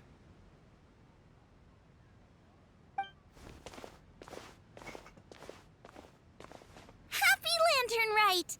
Are you having fun? Me too. I've seen Xinyan perform before, but this is the first time I've watched something like this. I heard that the audience loved it too, and she's been receiving quite a lot of performance invitations lately. She's more busy than ever, and Yunjin's gonna help her. Yep, and they asked us to pass on their season's greetings to everyone. They hope we'll have a wonderful gathering. The performance was spectacular indeed. However, it gave Xiangling a huge burst of inspiration, which in turn gave us a bit of a headache. Us? Did Xiangling ask you to try out her dishes too? That, my friend, is beside the point. Watching you eat was enough for me. Come to think of it, I probably shouldn't have burdened Chongyun with eating my share too. Hold on, Xiangling came up with a new recipe? Let Paimon try! See? Someone here knows how to encourage people. Thanks, Paimon. Oh, and I have to thank Mr. Zhongli, too. He gave me lots of useful pointers that really drove it home for me. Oh, so that's what you were talking about before we arrived. Yes. Since we'll be dining together, the topic of our conversation naturally revolved around cooking. Xiangling's ideas are truly unconventional. Her choices in both ingredients and spices are comparable to a melody dancing on the tongue. My suggestions were nothing more than the icing on the cake. Oh, the two of you always deliver. Now I'm getting embarrassed. Anyway, I'll get everyone to have a taste after I've adjusted the recipe based on Mr. Zhongli's advice. That sounds like it might become a little safer to eat. How about I sample the dishes next time? Speaking of eating, Paimon feels like we're missing someone. Oh, Huta was the one who invited us, but she's not here. And where's Guoba? Oh, Guoba volunteered to help Dad at the restaurant. You know, lots of people come over to eat during Lantern Rite. Without Guoba helping out, I probably wouldn't have had the time to accept Hu Tao's invitation. As for Hu Tao... The director went to collect a guest. She asked me to stay here and host you for the time being. Seems like it's almost time. Huh? Hu Tao went to fetch someone in person? Oh, that must mean they are super important. Could it be... Kuching? Ningguang? Or Captain Beidou? She didn't clarify. And as her subordinate, I couldn't just pry into the details, could I? Ta-da! We're here! Oh, we're not late to the party, right? Right? Good thing the Conqueror of Demons and I are both as swift as the wind. And whoosh, we made it just in time.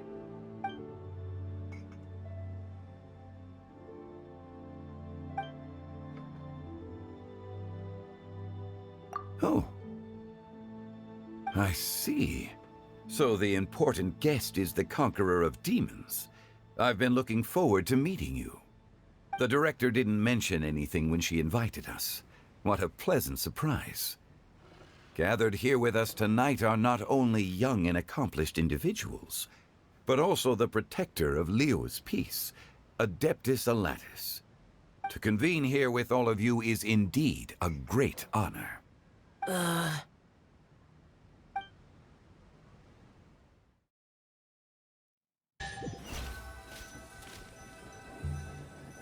It's almost lantern right. Yet you took all the trouble coming here. The director has a way of making it difficult to decline. Rex Lapis, may I ask what troubles you? The director asked me to buy sesame oil in preparation for the celebrations. Huh. Then why would you come all the way to Wangshu Inn? I had a pleasant chat with Chef Yanxiao and received some spices from him. And, see? Here's some matsutake and a portion of ham. What about the sesame oil? It's a shame. I couldn't find the kind the director was looking for.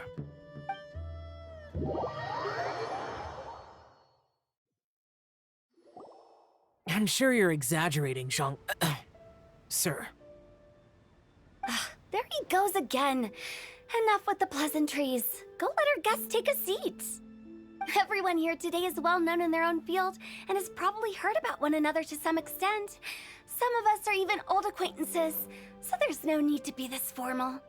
I heard that the Conqueror of Demons and the Traveler are pretty close, no? Great. You two sit together. You should take a seat too, Director. Oh? Finally remembered me? When we arrived just now, the host at Xingyue Kiosk told me our dishes are almost ready. Perfect timing. Let's not wait any longer and ask them to bring out the food.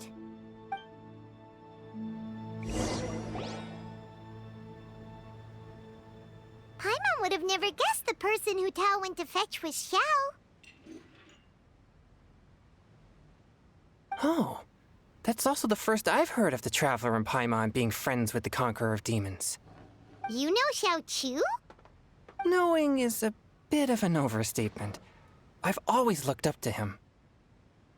You might not know this, Paimon, but we exorcists have worked in close collaboration with the Conqueror of Demons for many generations, dispelling evil together, both in the open and from the shadows. Hard to imagine that thanks to Hu Tao, I've finally gotten the chance to meet him.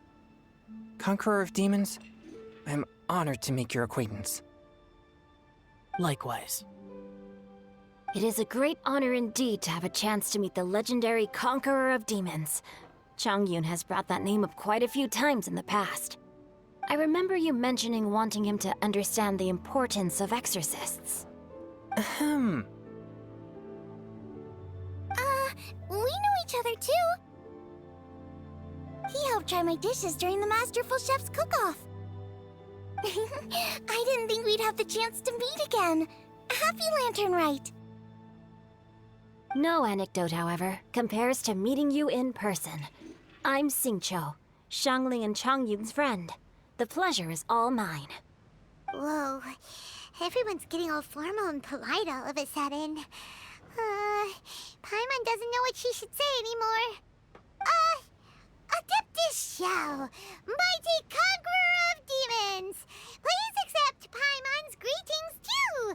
Belated Happy Lantern Rite. Paimon tried very hard to look for a fancy word, okay? Don't be too harsh on Paimon! There's no need to be so polite. You're right. This was meant to be a nice little get-together between friends after all. Too much formality kills the atmosphere. I didn't plan this gathering only for everyone to walk on eggshells. Hiya. What's your true intention, then? A little get-together between friends, sipping the finest tea and watching lanterns float into the sky, bidding farewell to the past, and embracing the present with joy. And that is something our consultant would say. I think it deserves a standing ovation. Indeed. Exceptional acting skills, Director. As for me, I'm just here to have fun and treat everyone to something good. We all worked really hard this year, whether traveling or guiding, cooking, helping with the family business, exorcising evil spirits, or conquering demons. And of course, our consultant, who's been helping out at the parlor every now and then. Everyone has done some pretty amazing things.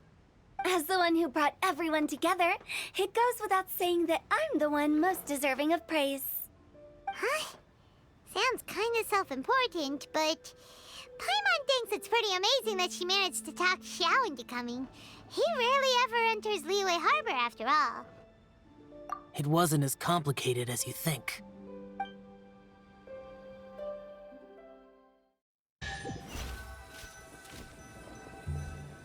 Okay, gotcha. Thanks, boss lady. It's not boss lady, just boss. And there she goes. What a lively girl. Conqueror of demons, Adeptus Xiao. Guardian of Wangshu Inn, hero of Dihua Marsh. I know you're there. Quiet. Do not disturb the peace. Sorry, but you wouldn't show up if I didn't yell your name, would you? I know you. You're the 77th director of Wangsheng Funeral Parlor. Is there something you need?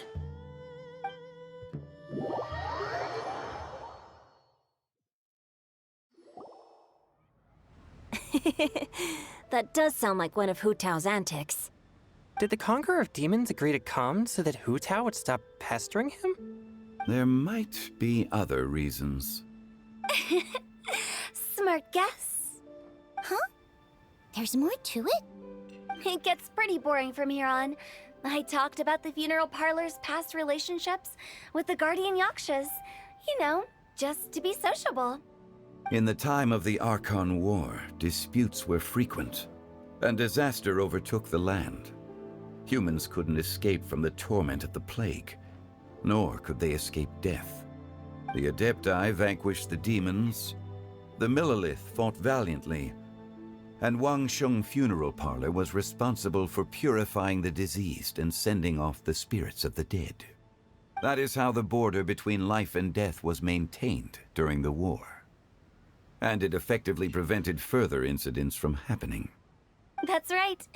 1 point for the consultant. But despite our deep-rooted connection, it still took me quite a while to actually convince him. You know him pretty well, huh? This matter is out of my control, so I need to be cautious. True, but I've kept that in mind too. That's why everyone here today is in one way or another acquainted with elemental power. Besides, it'll only be for a short while as we dine together. There won't be any lasting consequences. But I didn't expect there to be so many people. There's no need to worry, Conqueror of Demons. We're not feeling anything unusual so far. Our young exorcist over here is protected by his pure yang energy, so he's probably the most resilient. That's not the same. And did you just toss your carrots into my bowl? Hey, don't look away. Huh? What? I'm siding with Chongyun. I saw that too. You're lucky Guoba isn't here today. He hates seeing people being picky with their food. If he'd seen that, he'd definitely make you eat all your carrots. Huh? Guoba would do that? Is he that uncompromising? But now that I think of it, Xiangling told me that Guoba used to be the stove god. It sounds like you've heard the rumors. I'm doing fine. Not long ago, before Lantern Rite, I met an old friend. Thanks to his help, things have been a lot more stable than before. Right! Wait, what?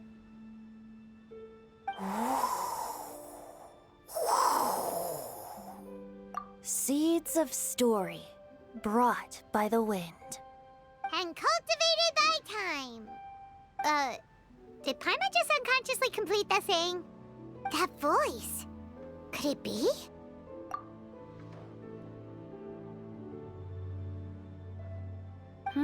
If I'm not mistaken, there's someone knocking at the door. Don't just sit there, Zhongli. Go welcome our guest in. No such need.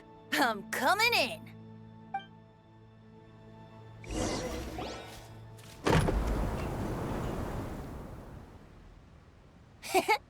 You finally let me in. Hello, hello. No matter if we've met before or not, this moment marks a brand new encounter. Old friends and new. Happy Lantern Rite. Oh, it's the tone-deaf bard. Oh, he seems to carry a valiant breeze wherever he goes. It looks like we're gonna be friends. Fate has brought us together, so come on, take a seat and be my guest. Help yourself. Oh, I'll ask them for another set of cutlery. This young lady here is as bright as a fresh bouquet of flowers in the morning's rising sun. She no doubt is the one with the most authority here.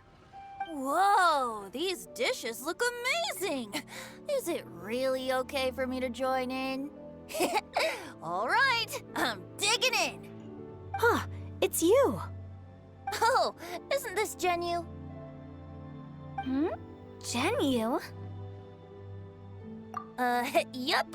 Now that I've taken a closer look, you're a fan of Genyu's works, aren't you? I met Xingqiu at a light novel convention. How I wish we'd met sooner. I never expected that there'd be another person in this world who could interpret Genyu's new novel as thoroughly as I could. Venti, you're being too humble. Considering your poetic talent, your fundamentals are way more impressive. Could this new guest be Master Xingqiu's friend? Yes. Monsters become more active than usual as we get closer to Lantern Rite. I was patrolling Dihua Marsh a few days ago, when I happened to run into this... You've already forgotten? I'm a bard, remember? And bards go around singing wherever they like. Oh, right. And this bard was performing in Dihua Marsh. It was a moving melody, and it made me feel relaxed and at ease. I couldn't help but stay and listen. Thank you for your patronage. I understand now, too. I'm Zhongli, currently working at the Wangsheng Funeral Parlor. It's a pleasure to meet you, new friend. And I'm his boss. Oh, and if there's anything unsatisfactory, let me know anytime. That's very considerate of you. Oh? No wonder. Only a boss as savvy and reliable as you would be able to hire such an impressive consultant. Oh, you're too nice, Venti. Not to brag, but our consultant truly is impressive. His knowledge extends across the stars and the land, and there's nothing throughout history that he doesn't know. From the sophisticated way he speaks, it's hard not to suspect that he could very well be an adeptus in disguise.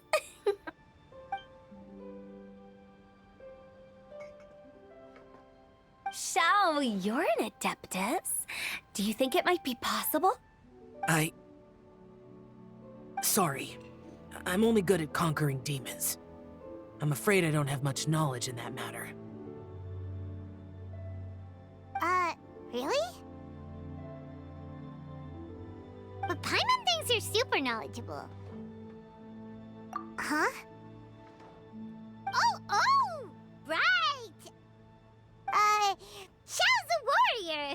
He doesn't come to the city very often, so it's pretty normal for him to not know anything.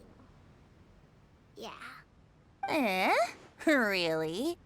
I've actually heard a few things about Mr. Zhongli before.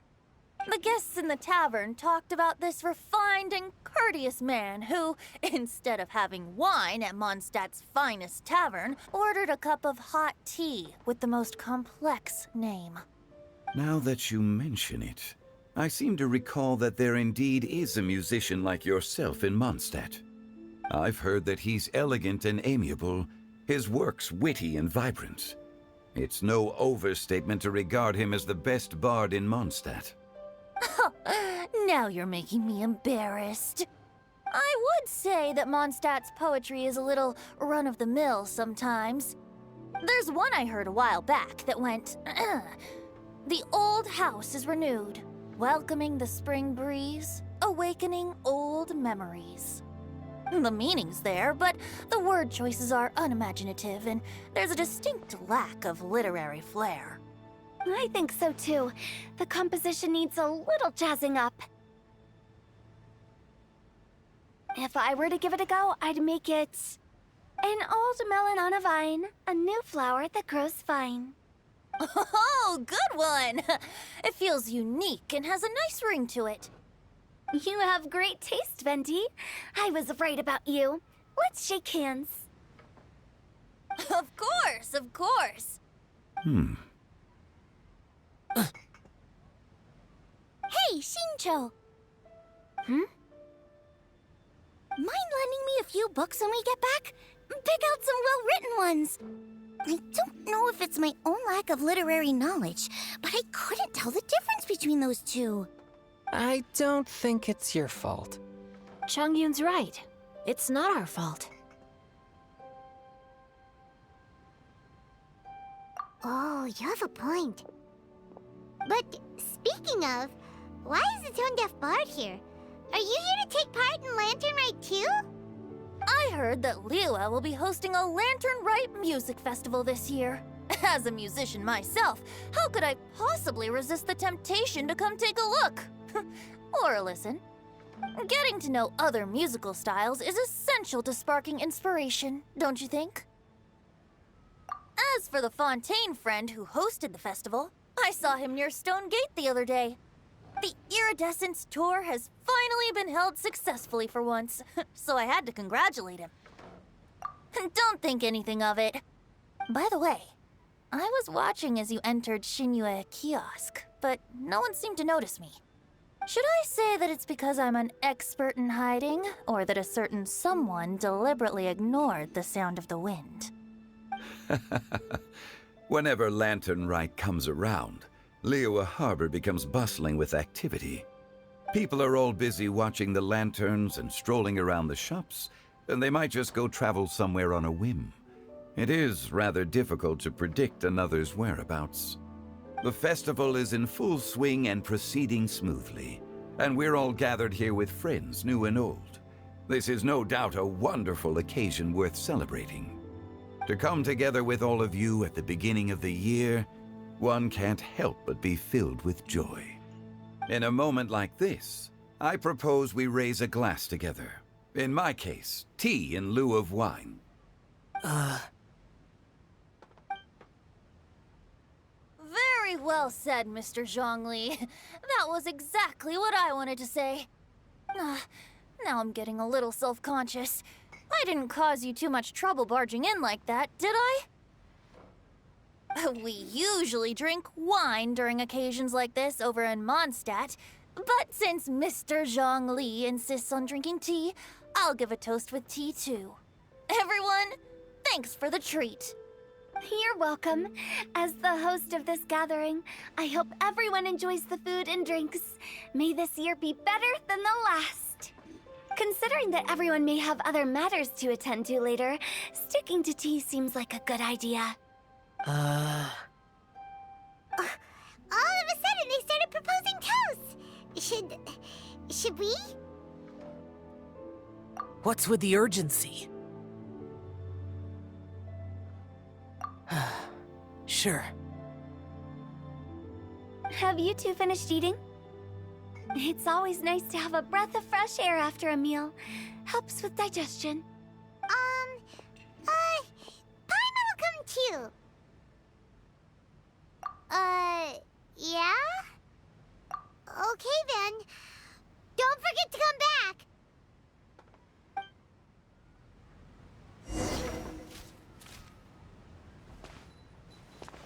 It seems like our new friend is an expert in wine.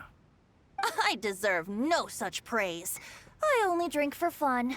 It's nothing compared to your expertise. I'm glad we're only having tea today. What if I got drunk and said something nonsensical? I'd surely become an object of ridicule to someone I've just met. No such thing. I wouldn't dare disrespect the director's guest.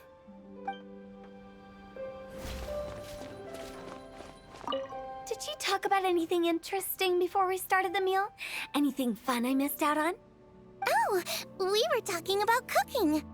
Mr. Zhongli told us that he went on a trip to Xiaoyao village the other day and got a hold of some uncommon ingredients. Tea seed oil and sesame oil. He suggested I try using those in my new dishes. Oh, no wonder he left his post for so long that day. Those ingredients would be difficult for anyone else to find. I guess I'll need his help next time as well. You're not allowed to leave Paimon here alone. To be honest, Paimon's worried about saying the wrong thing.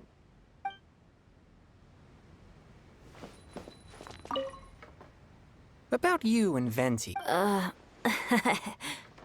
Could he be a partner in your family business? That's right. You know how my family is. A lot of business secrets can't just be divulged at the dinner table. Ah, just as I thought. Let's depart. You go ahead.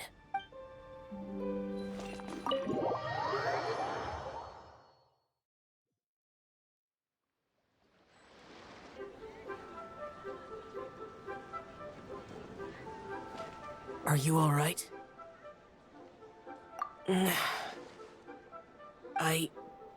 It's hard to describe. It's not that. There were those among the Adepti who loved gatherings and idle chit-chat. Sometimes they would call up a few others for a drink. Even I got dragged along to their gatherings many times. The Adepti all have their specialties, making most of them proud and arrogant. Everything they say is straight from the heart. It never gets too complicated. But this time... that's not what I meant. Or perhaps I should say Rex Lapis is really good at adapting to human life. You could say that he actually enjoys doing so. And that's something I might never be able to do. That does sound like something you would say. No matter. I know my circumstances.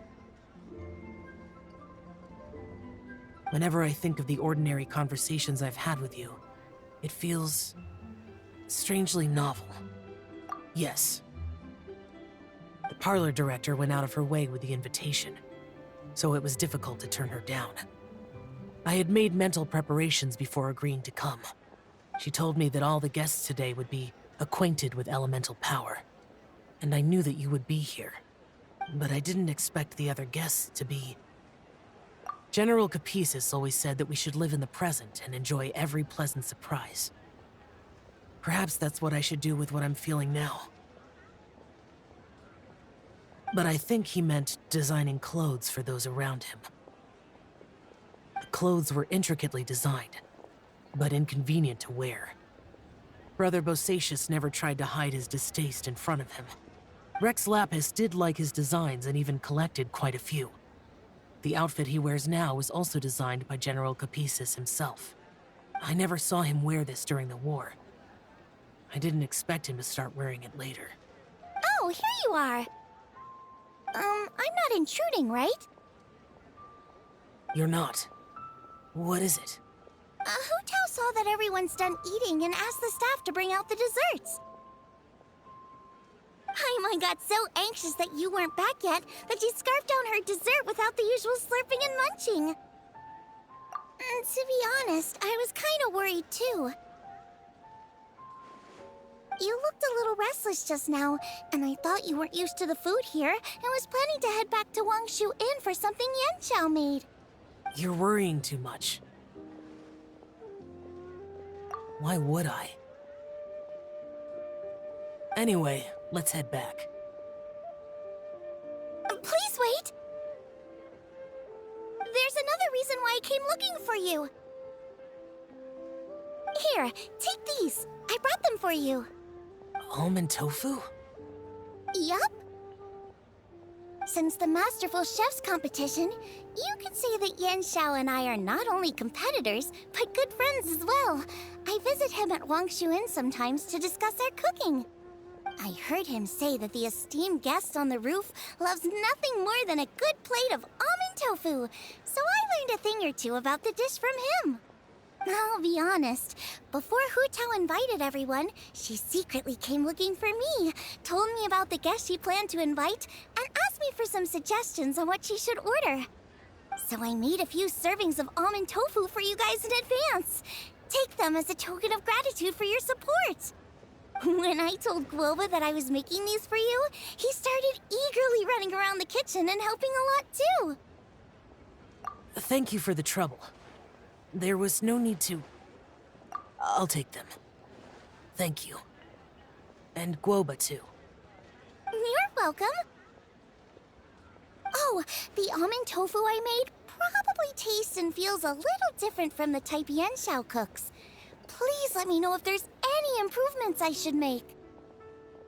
Okay. That's all. Alrighty, we should head back now. We can't keep Paimon waiting.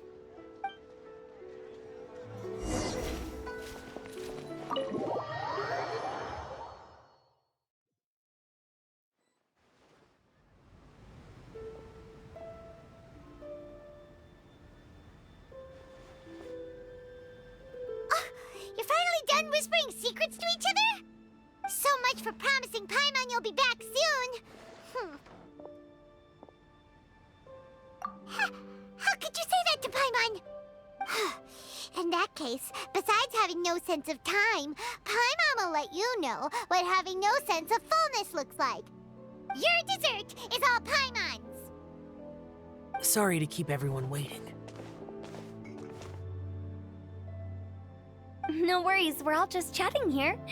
There's no serious business to take care of. Whether we're chatting outside or inside, it's all the same. Paimon's too busy eating to talk to you.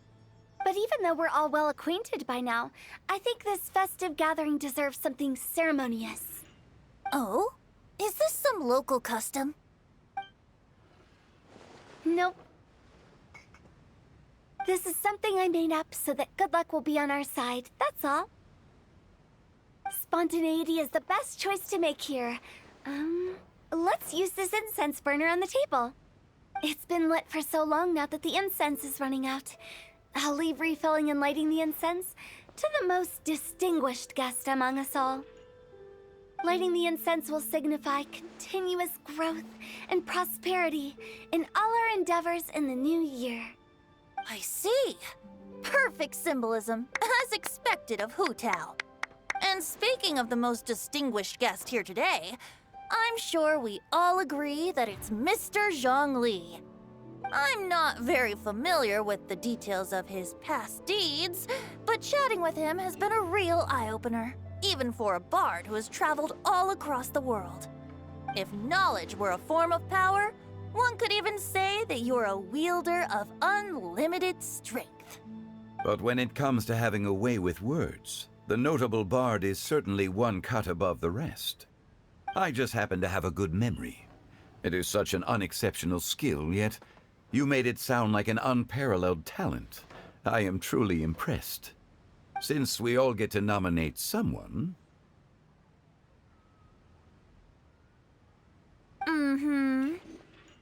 I think it's only fair that we let the parlor director light the incense. Huh? That won't do. Don't flatter me just because I'm your boss. We are looking for the most distinguished guest here. As the host, I shouldn't be involved in this discussion at all. Now that we've enjoyed this table full of delicacies, how about we let our one and only chef here do the honors? Is this really the way this works? I didn't cook any of these dishes. It's not a big deal. Just look at her! Xiangling, the disciple of an Adeptus, the Stove God's best companion, the winner of the Masterful Chef's competition. The only heir of the famous One Mean restaurant. A good old friend of mine. There's no better choice. Why does Paimon feel like we're back at square one again? Please stop! You're making me embarrassed. If we're looking for a distinguished guest, surely the second son of the Feiyun Commerce Guild counts. It's one of the largest commerce guilds in Liyue Harbor. Huh? Don't get me involved in this. Oh, not a bad choice. With the Commerce Guild's young master lighting the incense, we're all sure to make a huge sum of mora in the new year. That's not how it works. Making a fortune is indeed a fine wish, but it's of lesser importance than good health and happiness. Which means we should choose Chongyun, the skilled exorcist who keeps everyone's home safe from evil spirits. Huh? Now you're nominating me? I can't be the one when we have the Conqueror of Demons right here. Adeptus Xiao has the most seniority among everyone here today. We should... I refuse. I am most certainly not the most distinguished guest here. You should all be able to make the right judgment based on your observations. One person here is well acquainted with everyone else.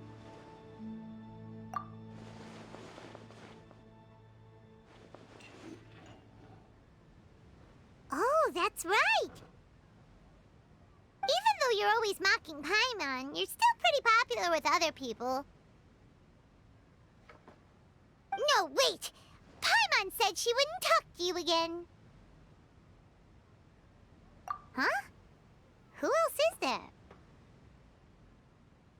Huh? Huh? Does that mean Paimon's the most distinguished guest? Oh, well, that was unexpected! I agree. Paimon's just the one we need. Without a friend constantly by your side, a long journey would become dreadfully lonesome.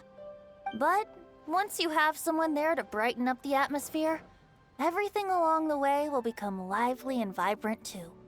Ah. The traveler has traversed many nations and left behind a great deal of fascinating stories. But without Paimon, they would have become quite monotonous. Paimon plays an indispensable role in making your journey a happy and smooth one. You guys, Paimon's not used to being praised like that. Those were genuine compliments, right? Thank you. You made Paimon wait for a long time, but Paimon's not mad anymore. Don't take everything to heart, Paimon. Friends tease each other all the time. That is indeed true. That means Paimon is as important to the traveler as Guoba is to me. Looks like we've come to an agreement. Any objections before we proceed? I trust the traveler's judgment. Then Paimon it is. And now, the world's most excellent traveler's greatest companion, guide, and friend, Paimon, will be refilling and lighting the incense for us. Here you go. Take the match, and don't burn yourself. But if things go really wrong, here's the 2-for-1 coupon.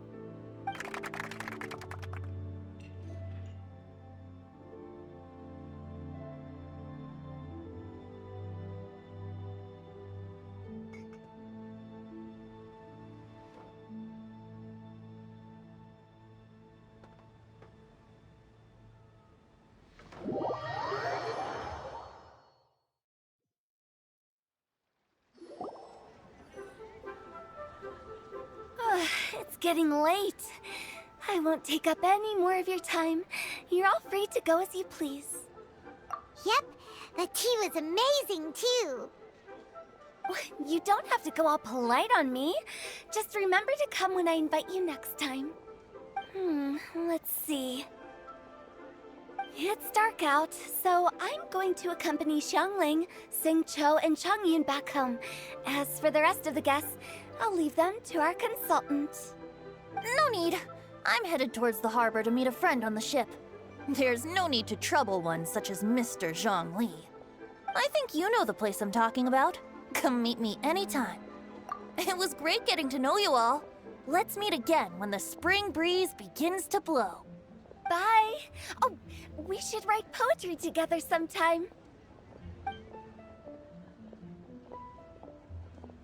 We'll catch you all later then. Don't forget to return to the parlor later. There's something I need you to do. Understood. See you later. Well then. Rex Lapis.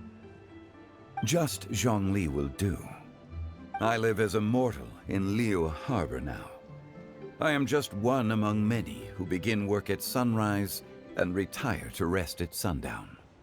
If we were to consider status and seniority as Zhongli, I should be respectfully referring to you as Adeptus Xiao. Heaven forbid. Not you too. I meant what I said. I heard that during the Lantern Rite Music Festival, you conferred with Streetward Rambler and Cloud Retainer. I take it as you've gained a lot more knowledge about the past? The same truth will sound different coming from different people. As more bear witness to a story, feelings and interpretations expand in variety too. I once had a pleasant chat about the past and present with a Sumeru scholar named Soraya, and learned a few things about her research topic. From the evidence she found and the conclusion she made, her area of research is already very close to the truth. But there are multiple sides to humans and gods alike. In the legends recorded by humans, some gods were depicted as arrogant and condescending, while others were kind and capable. But whether to me, Streetward Rambler, Cloud Retainer, or younger adepti such as Xiao and Ganyu, those adepti and gods that may seem extraordinary to humans are something more akin to close companions. This was as true back then as it is right now. Just how Xiao may seem unapproachable to most, but the Traveler has proved otherwise. So there's no need to dwell too much on certain things. Zhongli, what you're saying is... It looks like you understood what I meant. Ah. The director asked me to accompany you on your return, but I don't think you'll need my protection. I'll be taking a walk around and admiring the night scenery. After that, it'll be time for me to go back and meet up with the director. Goodbye for now. Bye, Xiangling! Everyone's gone now. Paimon always feels a little empty inside when a lively celebration ends. But at least you always stay by Paimon's side. No. Paimon got it mixed up. Paimon, the best and most distinguished travel guide, will always stay by your side, Traveler. Good that you were aware of that. Xiao, is there anything else you want to do? We could take you on a tour of Liu Harbor. No need. I've stayed here for much longer than I had expected. The city lights are a fine sight, but it's time for me to leave. The events of today occurred so abruptly. I appreciate your kindness. Okay, I'll see you next time then.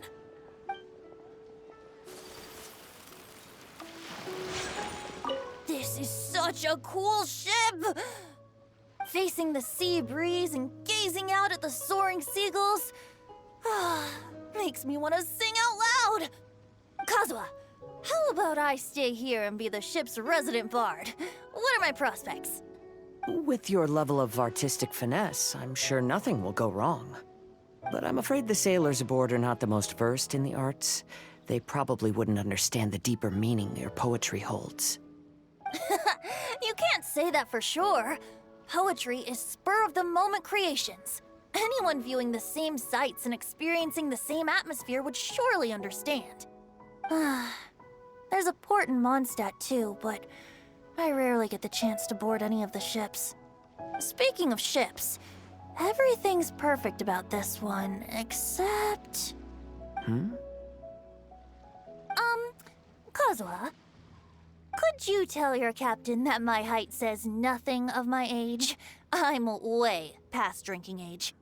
How often does one get to enjoy a seafood feast on a ship? It'll be a real shame if there isn't anything stronger to enhance the food. Pretty please? There's not much I can do about that. It's not because Captain Beidou's not on the ship right now, but because there's no room for negotiation on this matter. Even I have to sit in the no-drinking zone every time. But I don't get drunk after just a few sips. Trust me, I can hold my liquor really well.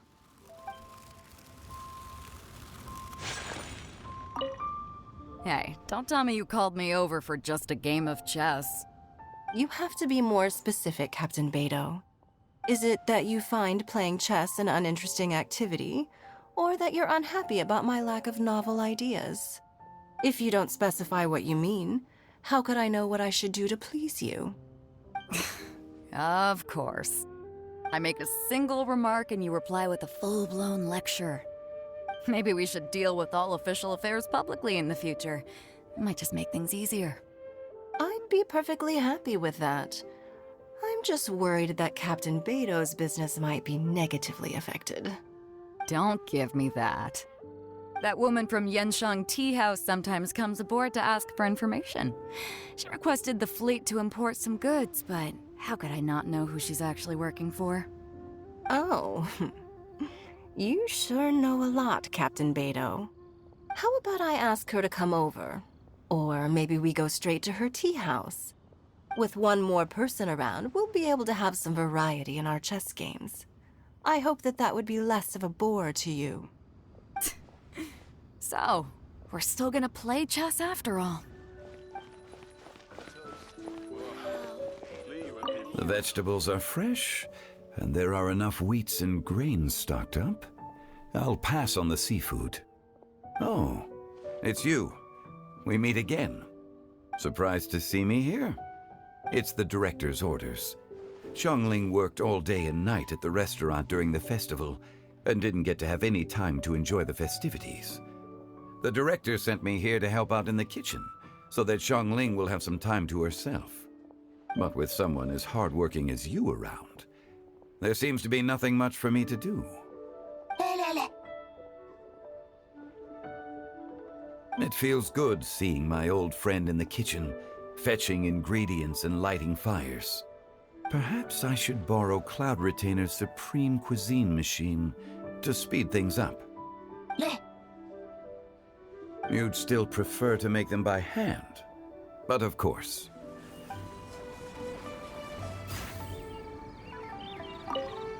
Yan Xiao just came up here with some almond tofu, but I haven't finished everything Xiangling gave me yet.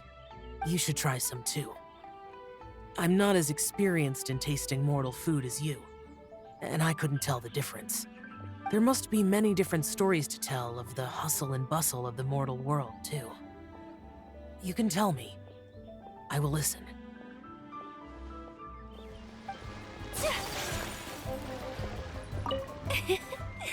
Xingqiu, you have to be honest. Honest about what? How did you and Venti really meet? Why are you suddenly asking that? Aren't they book buddies? Yeah, we met a few times at a book convention. That's all. Oh, really? With that extraordinary demeanor and literary talent, he's definitely not just any bard. If he's someone that could hold his ground in a conversation with a consultant, he needs to at least be as talented as me. Perhaps you're overthinking this matter. Hu Tao, Xingqiu wouldn't lie to us. Okay. I'll tell you the truth. Huh? Xingqiu! I'm actually a fan of Venti's poetry. You all know that I love reading, and sometimes come across poetry from Mondstadt. Among those works, I admire the ones penned by Venti the most. Just as Hu Tao said, his artistry is the reflection of his personality, remarkable grace and exceptional literary talent. I guess Venti didn't tell you the whole truth back at the restaurant, because he didn't want to embarrass me in front of everyone. He's such a considerate person. Yes, right. I can confirm that.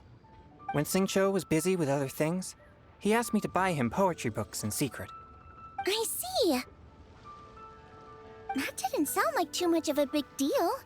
You could have told us right away. Well, I'm telling you now, aren't I? Oh, so that's your story. Forget it. Let's drop this topic. It's not often that the four of us are all together. What should we do next? Hide and seek, hopscotch, or some shopping? Since there's 4 of us, why don't we borrow a mahjong set? I'm so happy. And all the grandmas and grandpas in Qingce Village had a great time too. You mean, what am I doing here? Well, just now, I did a performance for everyone. Although I can't play an instrument anywhere near as well as Master, I can still sing. Even Granny Roshin said I did a great job. She also gave me some candies. I'm so happy. And all the Grandmasters told me a lot of stories about the Adepti. There was Skybracer with the giant deer horns, and Sea Gazer who loved to collect treasure. Sometimes Master talks and talks for a long time, until her voice starts to sound sad. But then she always breaks into a smile again, and tells me all of the things each of them loved best about Liyue. I love everything about Liyue. Some of the Adepti are gone now, but it's okay, because I'm gonna help take care of everyone in their stead. I'm so happy. And all the grandmas, I'm happy that Mr. Dvorak found the fairy lady from his story. And I'm also happy that it turned out it was Master all along. Also, I helped out this time too, didn't I? So that means I was paying homage to my master? Also, Mr. Dvorak got one of his friends to bring me a toy from Fontaine. I like it a lot. At first, I didn't know whether I was supposed to accept it or not, but then Master said it was okay, so I did.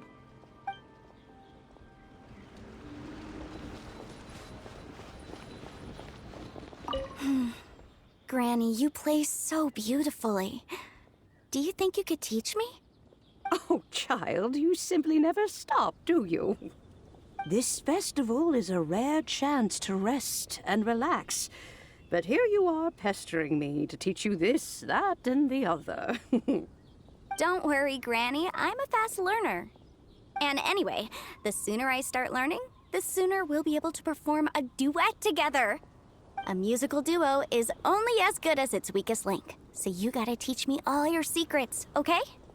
All right. Well, you can start by making me some more tea and leaving it to cool on the side. Sure, Granny. Magnificent! Absolutely magnificent. Yes, when I heard the music coming from up in the clouds, I was so stunned I could barely think or move. I felt like it had a special kind of hold over me. Or maybe it was the adeptal power within the music. And the ensemble at the end was truly sublime. I felt like I would have started to cry if I hadn't been one of the performers on the stage. Magnificent! Absolute. Well, Lady Ningguang, the Tianquan of the Liyue Qixing, has invited me to visit her again at Yujing Terrace to discuss a long-term collaboration plan.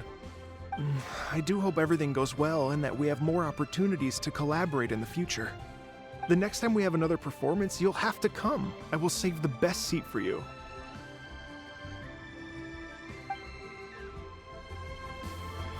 Magnificent!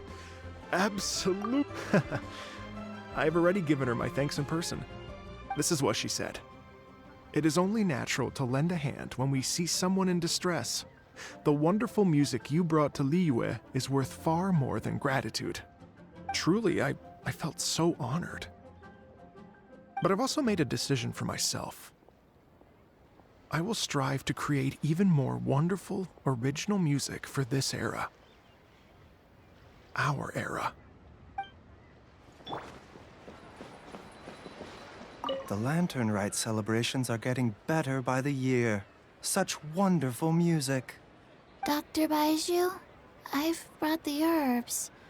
Who are they for? The singers. Performing at a music festival is very demanding. Using these herbs in good time will protect their voices from damage. Oh, that's why you were preparing them all night. I dared not neglect the Yuheng's request. Her messenger was quite insistent that it should take top priority. Let me double check again. This one is for... Okay, now I need to get a move on and write my next song. Listen to you. You only just fulfilled one lifetime dream. Are you really thinking about your next goal already? Don't try to tell me you ain't the same way. I bet you've already thought up a name for your next opera, haven't you? You know me too well, Xinyan. The Adeptus Seeking Voyage. How does that sound? Oh, man! Yeah, I can already picture it. I've also got just the finishing line for it. I'll close with, and the celestial melody echoed through the clouds forevermore.